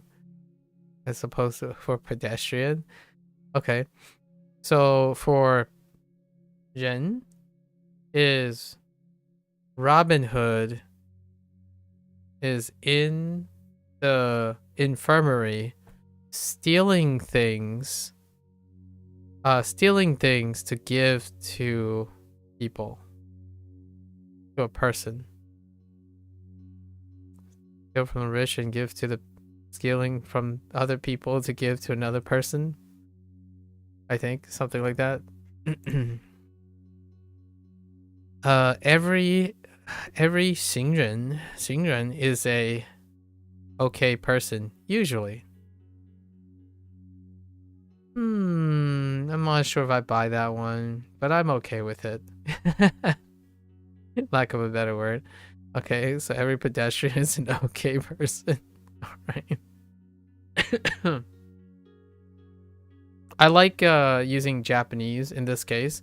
People ask, do I keep Japanese? Like, do I split my time between Japanese and Chinese? Well, not in this case. This would be a good example that I don't split between Japanese and Chinese because iku, right? Iku is to go. So when I see iku and hito put together, you get pedestrian, people on the go. Pedestrian. So 行人 iku. Well, without the ku, right? It's e. But that's fine, right? At least that's kind of how I'm going about it. But they're okay people too. Every pedestrian is an okay people, okay person. 行人坐走行人走 on the pavement.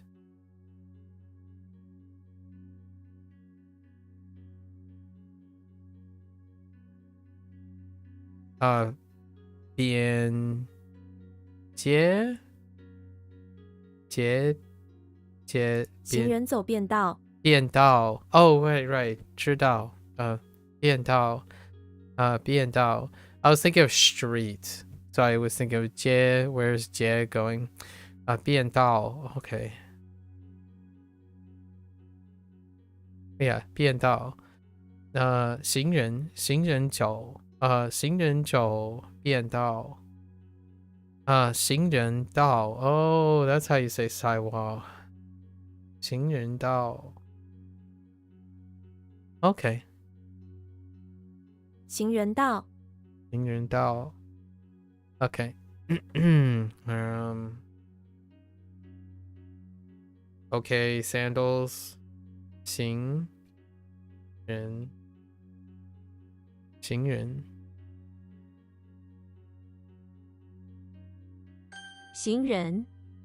and oh my gosh, pedestrian. How do you even spell pedestrian?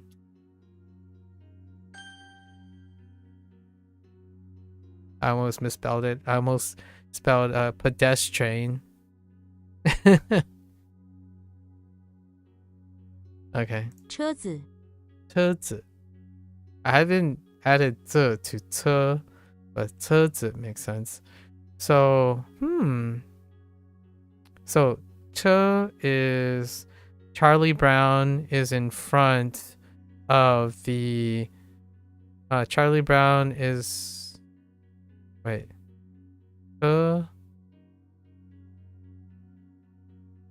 Yeah, Charlie Brown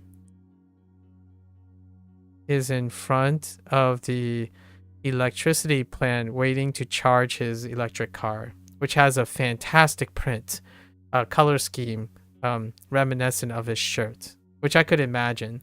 Like, I could imagine a Lambo, like a Lamborghini with that outfit combination. It's kind of yellow with brown accents and yellow, like a kind of yellowish brown and black. So that reminds me of like a Lambo, a Lamborghini, like a Murcielago or something, or a Aventador in that color scheme, which is kind of an interesting way of thinking about it. Imagining Charlie Brown with a Lambo.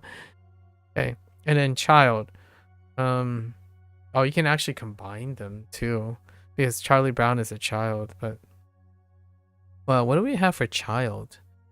This is 车子 车子 is, oh, that's interesting that they wrote it in neutral. There. Was it always neutral? This is Zelda. No, it wasn't always neutral. It was written as 子 in its default, right? 子. So it was Zelda in the basement. Interesting. So how do they negotiate the pinyin writing of this? Do you change it to... Oh, maybe they'll explain it actually. To remember 车子, picture a silent 子. Oh, that's how they write the convention. They silence the child sitting in a car that you can barely hear despite the windows being rolled down. Okay, so they converted 子, 子, which is Zelda in the basement. Zelda in the basement, who's no longer a child, right? Until she's no longer a child by Ganon. But you have to silence the child, so you're converting the basement 3 into a 5, which is typically the roof, but now they're adding a 5th thing as a modifier. Silence is the modifier. Intriguing. I guess there's an exception to the system. Here are some example uses. You'll see if you can spot the word. 他的车子是他的车子是公司的 interesting 公司的 oh Hoang, not 公司的 as in red 公司的 红色的 no 红色的 it's two 他的车子是红色的 yeah 红色的他没有车子 okay he doesn't have 他没有车子车子字那字我的车子很大 okay my car is 我的车子很大我的车子很大 all right so we're doing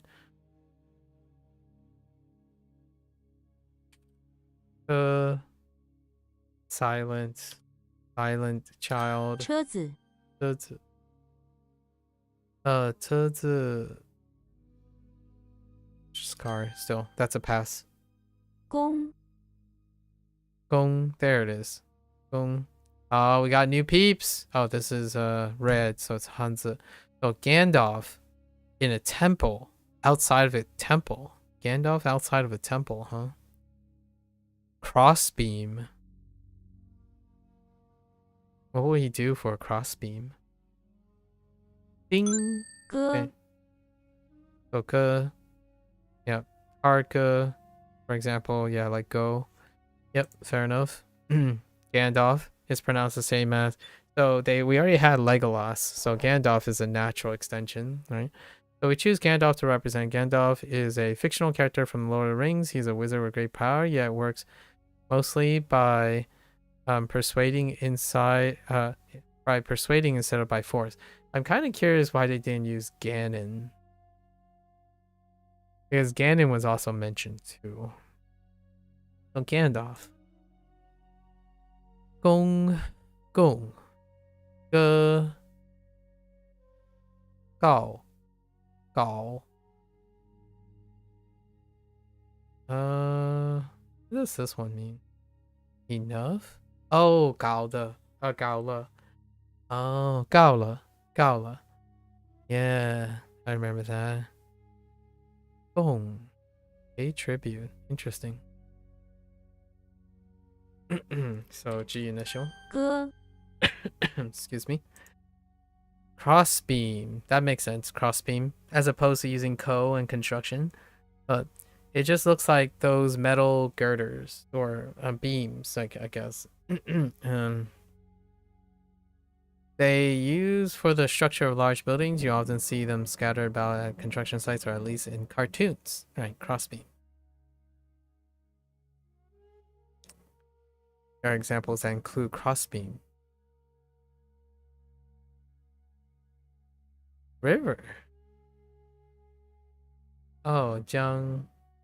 Yeah, for like yesterday, what did I forget?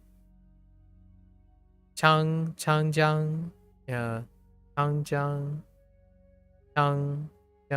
Changjiang. For the Yangtze River. Maybe. Attack. Gong. Gong. Wow, to attack? Oh man, item. Young. That looks like it's young. Okay, anyways. Crossbeam. Except construction. No. 工 Okay, gong, right. Work. Construction work, okay. Gandalf is doing some type of work at a crossbeam? Lifting a crossbeam?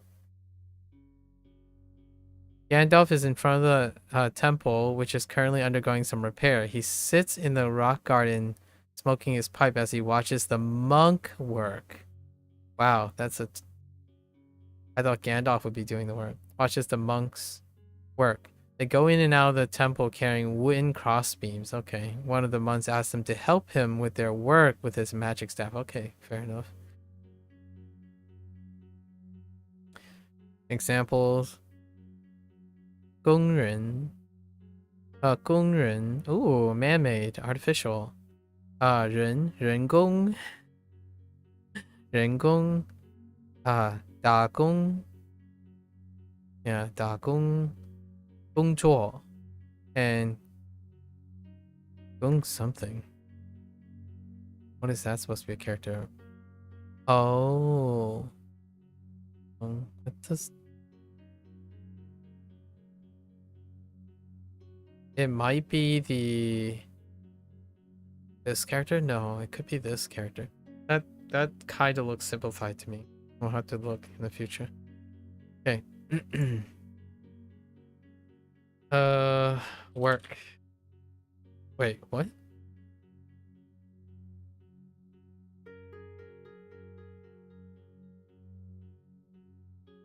Oh, pronunciation. Whoops.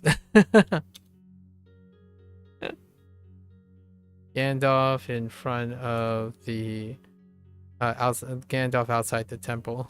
Whoops. 工 I'm like, what the heck? I forgot that was pronunciation.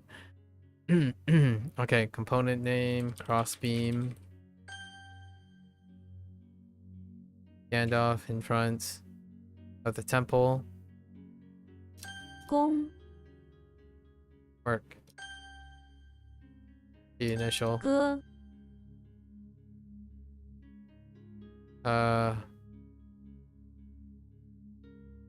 新人行人，行人 wrong tone when I said the first time 行人 行人 okay people pedestrian are okay people wait I can't spell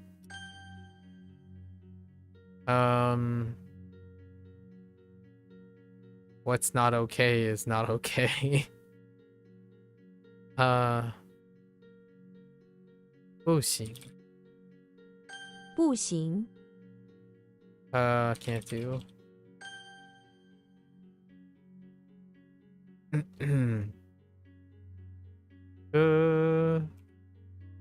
silent child 鸽子鸽子车子，鸽子 ass okay off to the next lesson 香 Shrek oh now we're going into DreamWorks where are my pixel where are my Pixar fans soon right maybe some more Disney properties Shrek okay I see it SH Shrek pawn shop I get it the on in pawn shop okay 香 okay Shrek self-explanatory the name Shrek is 狮， Sure, yeah. So we choose Shrek to represent it. Shrek is a fictional ogre from the movie series of the same name. He is known as being peaceful but cranky. That's fair sentence. Okay. 十像是蛇香 okay quite collective ooh yeah to raise and then we had 香者 right to promote or is it 香知 uh-oh hold on 香 I'm gonna say 香知香者 is it 香者 no wait yeah 香知香 yeah 香知 alright I took the 50-50 and I gambled incorrectly Shrek so 狮，是安， yep the pronunciation of the on in the word pawn is similar pawn is quite similar to this final so we choose a pawn shop to represent it. A pawn shop is sort of second-hand store. From the front you see the door patching lawns and barred windows. Inside is the display room full of vintage goods along with a counter to buy your items at. The basement, and that was ending with the preposition. The basement has more items on display for sale, but it's quite messy. The bathroom is a bit dirty and often has random secondhand goods lying around. Neat. Pawn shop. 三田单 done. Oh, no, it's done. 千完 hey, 完 okay. So we went with 安， hey. 山， So Xiang Mountain Shrek pawn shop outside. So Shrek in a pawn shop outside of a mountain.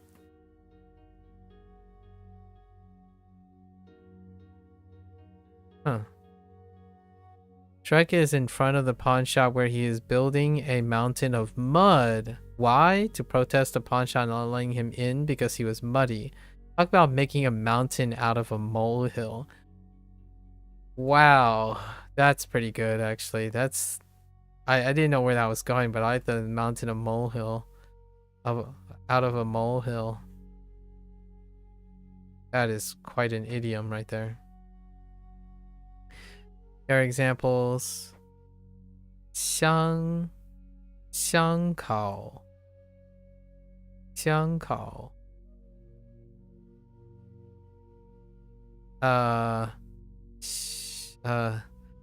香 上香 下香 爬香 We had 爬香. Actually, that's one of the units that I reviewed recently. 爬香 像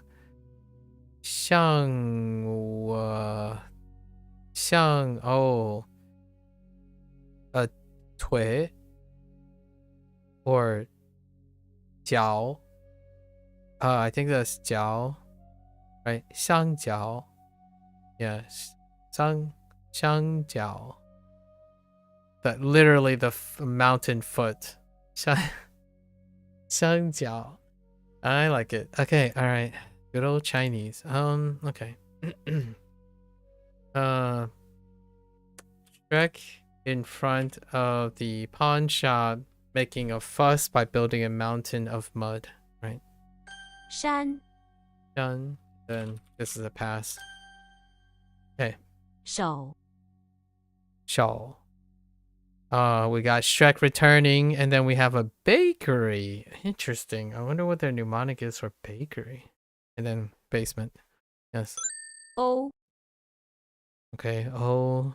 The O sound is similar to the pronunciation of oh. This sound has parentheses because letters may be omitted. Yes, because the O is optional. Okay. The O in the English word do is similar to final, so one found. Oh, okay. I get it. That's a pretty good one. Do. They could have made a. Oh no, they need a location. They couldn't use Homer's do. One place with a lot of dough is a bakery, so we chose a O for bakery to represent the final. From the front of the bakery, you can see some display windows and a large trash can on the side, often filled of stale baked goods. The inside contains display cases full of beautifully baked goods and a counter to order them at, ending with the preposition. The basement is where much of the baking happens and is full of baking supplies like flour. The bathroom is there for workers and customers alike and often has miscellaneous, oh no, croissants, I don't know. That's my best attempt. Or flour left around in it. Why did you have to include this word? Why couldn't it be an egg tart or something?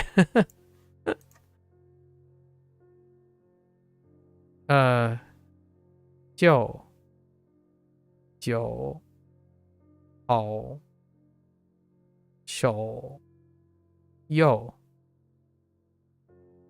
We're familiar with most of them. Yes. Actually, how's this being used? Head. Intriguing. This is shuta. Oh, that kind of makes sense. Shuto. Sorry, shuto. So in toshi, right? But if you combine like what toshi is with to, take the to and then put shuto, you get the head, like a head city, right? Kind of feeling for capital. Shuto.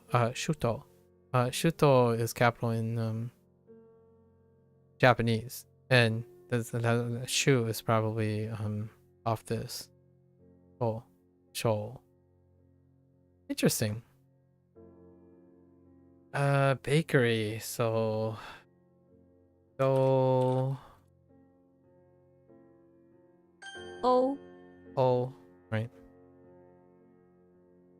Okay, so we got hand. It's a component. Hand is a pass, right?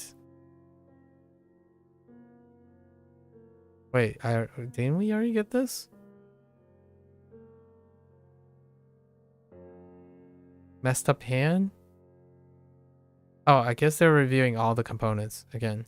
The center vertical stroke is the wrist. Yeah. This is a real weird hand, right? Actually, how does this one? The center vertical stroke is the wrist. Yeah, that's still the same. And the palm of the hand. And the bottommost strokes. Oh, really? That's the thumb. And pinky. The next horizontal stroke is the index and ring. The top is a middle finger. Oh. Oh. Oh, I know why this looks like a repeat. It's because I'm thinking of WaniKani. Oh, no, I'm not thinking about WaniKani. No, I'm kidding. When do we use show? I swear I used show. Oh, we already got this, right? Show. Kan. Na. Beat. 指 G G G. I think I looked at this more than once already. And palm. Jang.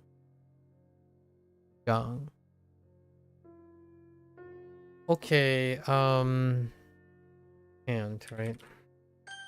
手 So, self-explanatory.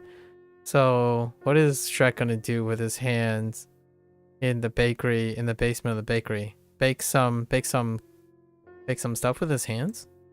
Shrek is in the basement of the bakery, organizing the ingredients in the industrial freezer down there. He opens one and finds a severed hand covered with flour next to some sticks of butter. Shrek screams and the hand jumps at him. Starting to think of an Addams Family situation right now. Shrek meets Addams Family. A severed hand. Yeah, and it is ridiculous enough. The hand jumps at him. Interesting. So. Oh, 人手. Oh, that kind of makes sense. 人手. 分手. Oh yeah, 分手. 水手. Oh yeah, that makes sense too. 水手. 难手. Ah, 难手. Or is that 能手? No, 难手. 难手. Opponent. 对手. I can kind of see Boku there. 对手. Okay. So Shrek in the basement of the bakery, finding a severed hand. Okay, fair enough. Okay. 诗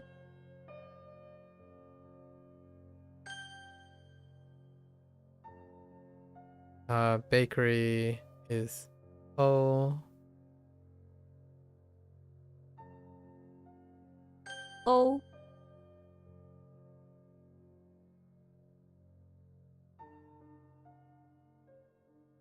Shrek outside of the pawn shop, throwing mud around, 山 making a mountain of mud.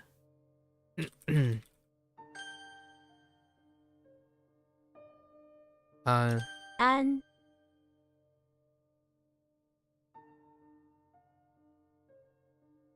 Shrek in the basement of the bakery, finding a severed hand. 手 So, pass.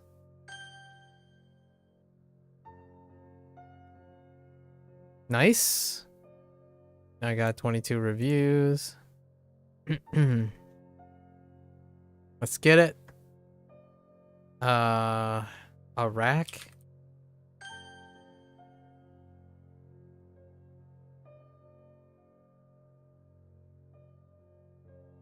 Yoshi. Yoshi Yoshi in the bathroom, in the temple's bathroom, trying to chill out in the hot spring, but he needed to put things on the rack, but he doesn't wear clothing. So Yong. 用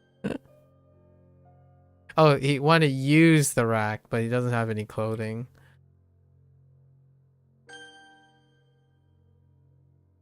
Robin Hood. 日 Yeah. Are we doing sun here? Yeah, we're doing sun here.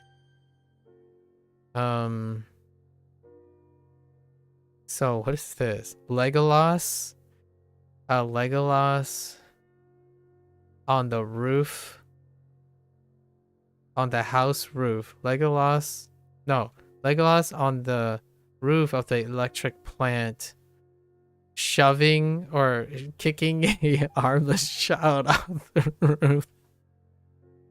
And it's weird and out of character. He's never done that before or did that before. Oh, or people can't believe he did that.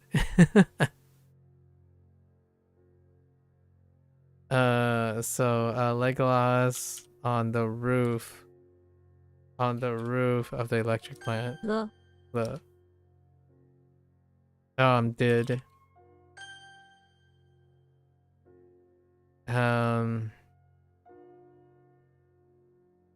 oh no.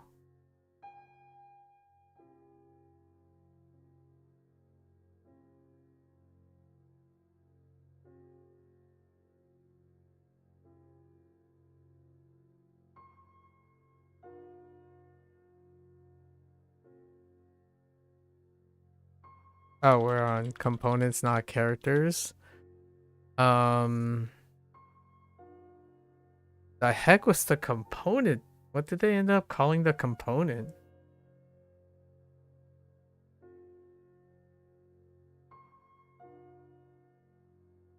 Oh, giant.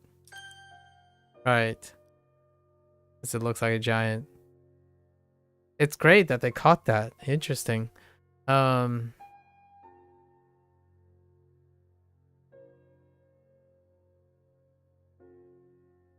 Buddha. Not big is not big. Oh, we have to write it this way. Because it doesn't it's the default ones. What was the mnemonic for this?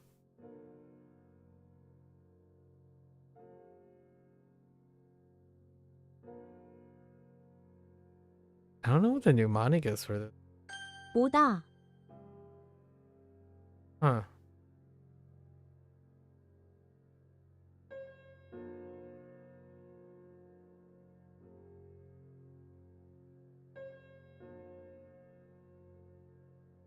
I don't know.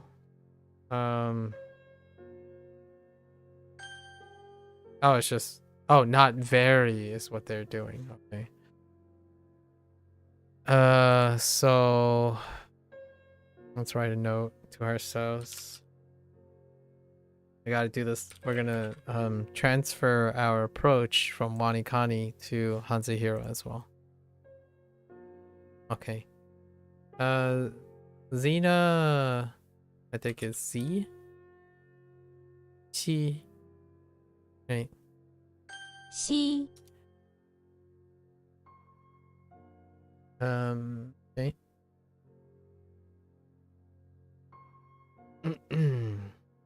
This is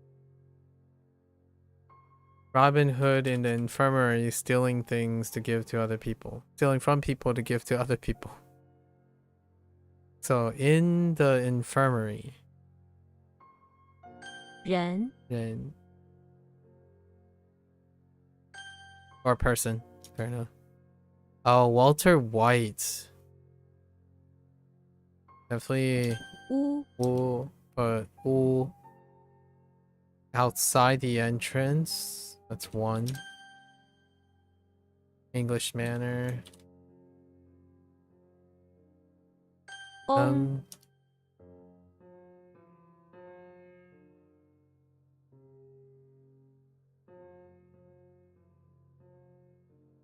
This is Walter White inside the English Manor. What was Walter White doing inside the English Manor? Oh, no, in the infirmary. Walter White was in the infirmary, being like due to an injury or something, and he was placed next to a giant who was reading a bunch of literature, and he joined them. I forgot what the literature. Oh, it was Shakespeare. It was Shakespeare. 文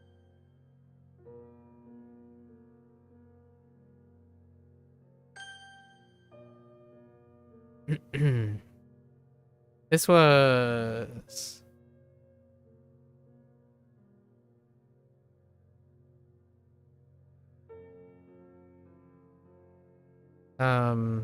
did we still use Robin Hood here?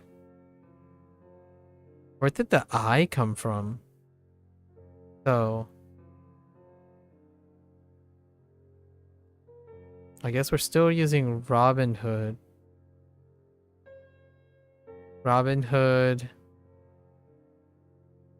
in the bathroom? No, that doesn't. What else do we use?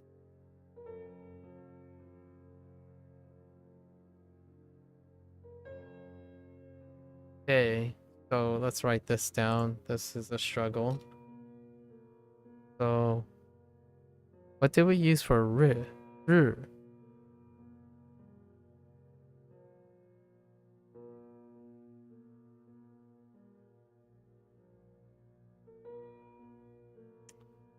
So Robin Hood is inside the house's bathroom. Is it house? I guess we're doing house. But what are they doing? Oh, right. Robin Hood is inside the house's bathroom shooting arrows at the sun, hoping to steal the sun. Steal the sun so that all the night owls can come out to play. Or something. That's right.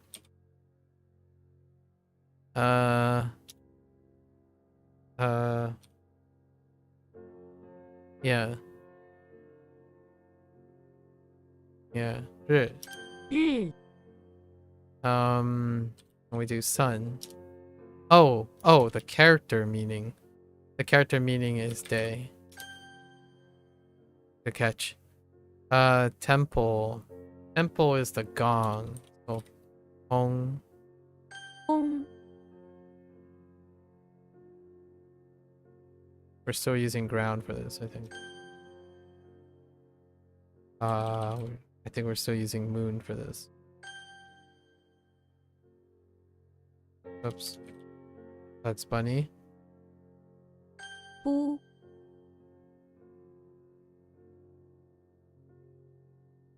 The heck? Oh, house. No final. Harmless child.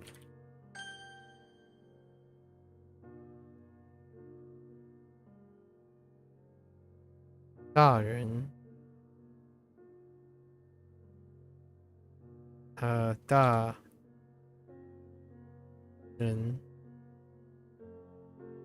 So Darin was Dracula inside the auditorium's bathroom. Bathroom with a big blood stain on his tuxedo.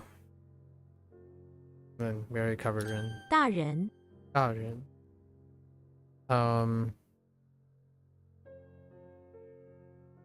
Adult. Bathroom is 4. Neat. Wow, that was fun. Very, very fun.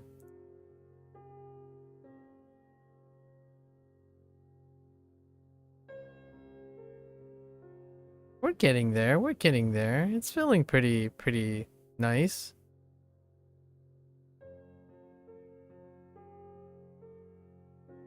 So what do our forecasts? Okay, so tomorrow's 21, right? So we're gonna attempt. Tomorrow's Neverwinter, but we're still gonna attempt to do WaniKani and HanziHero before Neverwinter. That's gonna be a loaded day, but that's what we're gonna try to do. So tomorrow, yeah, so the 21, it'll end up completing these, and we'll see how these numbers changes. But yeah, the volume is much smaller when it comes to. Did we make a mistake? That was Xena from 2 days ago, I think. I really like the mnemonic structure of this. You have to remember more things, and you have to like get used to more awkward things, so it's kind of an active process of figuring it out. I would love to make a game version of this. And what I mean by that is a game version of the mnemonics of this. Like, I can definitely see a video game companion turning this into a puzzle game. I can already I can already think of how to establish the location.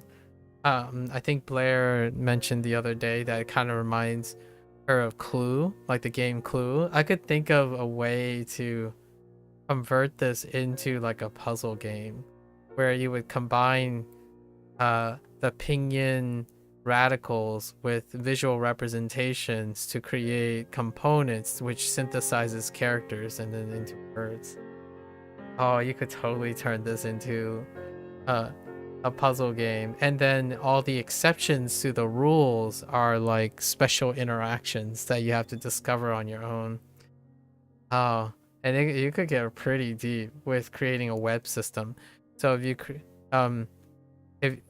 yeah, so this is pretty much what the game that I'm playing right now, right? So you take the rule sets, right? In them, which can be a mnemonic. So you take the rule sets, convert the mnemonic into a rule set for each element, and then have those elements interact to create a new element, right? I don't know if people think about WaniKani and HanziHero as a video game, but it is more or less like a video game the way I look at it, where how you can create smaller components which create larger rules, and the larger rules become more nuanced because they contain a lot of smaller and foundational rules. So in a sense, you can convert most of these things into a game itself with representations. You take the concepts of your sounds to create you take your concepts of your sounds to combine them with the components in order to generate characters or higher conception. And then with the higher conception, you can create meta rules that lead to the construction of words or a modular system within each one. So each modular system can represent a module for a puzzle theme, right? That's pretty neat. I'm kind of curious if anyone's gonna ever make a game like that. I would totally play that. Anyways. Let's do our review, right? Today we had two stuck elements. So the stuck element was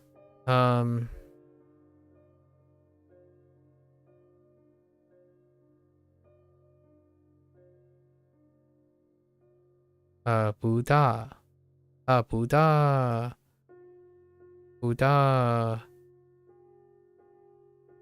I keep writing not big because that's what it literally says, but they're looking for not very, right?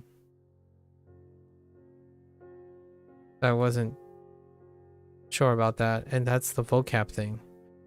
I gotta think about how I'm gonna do compound vocabs quickly, like in a shorthand way. And then I'll suck on ru. And this was the ru for day, which led to me not remembering Robin Hood. Robin Hood in the bathroom shooting arrows at the sun.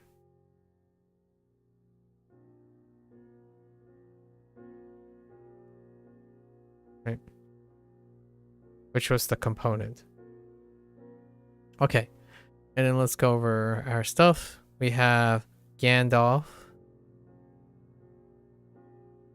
Shrek, pawn shop, bakery, specifically dough, bakery, and then wait, crossbeam,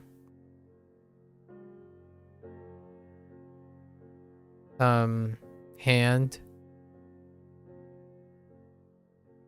Then we have xiang, shou, gong, and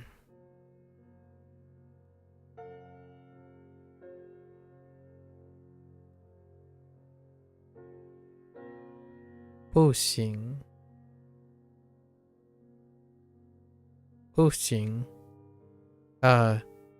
行人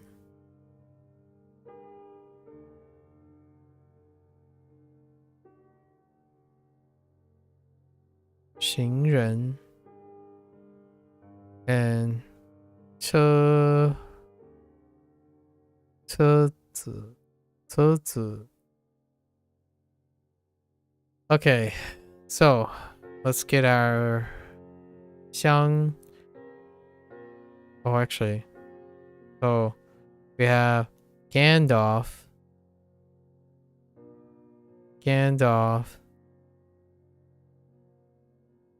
outside. Oops. Gandalf outside. Outside the temple.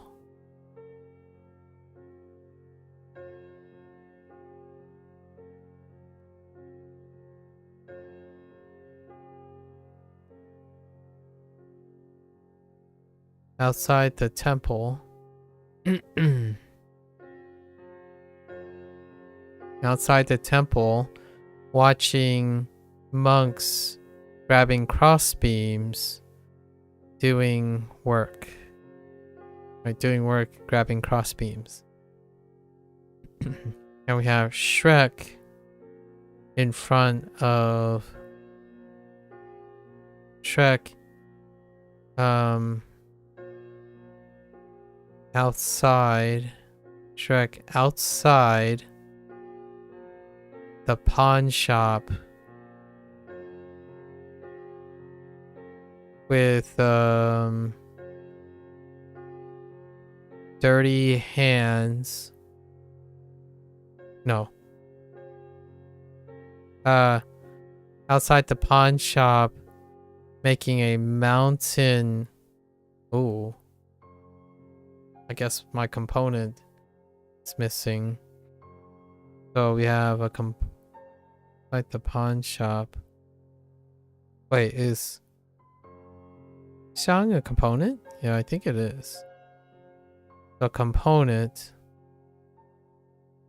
making a mountain, which is still a mountain of mud, because this is a pass. Xiang is a pass.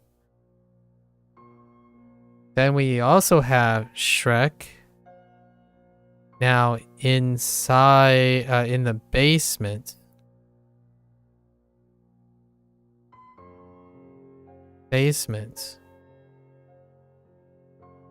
Of the bakery,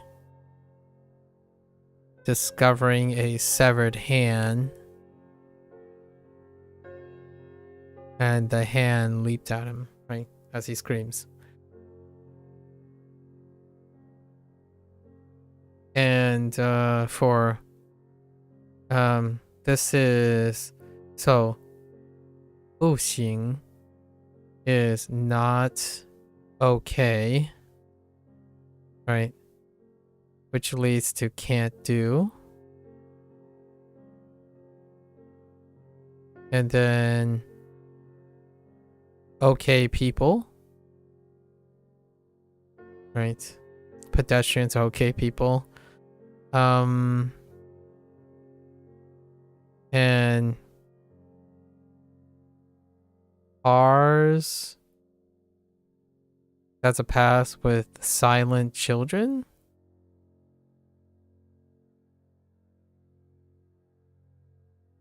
Silent child. Wait, how did this work? Picture a silent child sitting in the car. Okay, okay. You just picture a silent. Okay, all right, that's fine. Uh-oh. Son of a bee sting.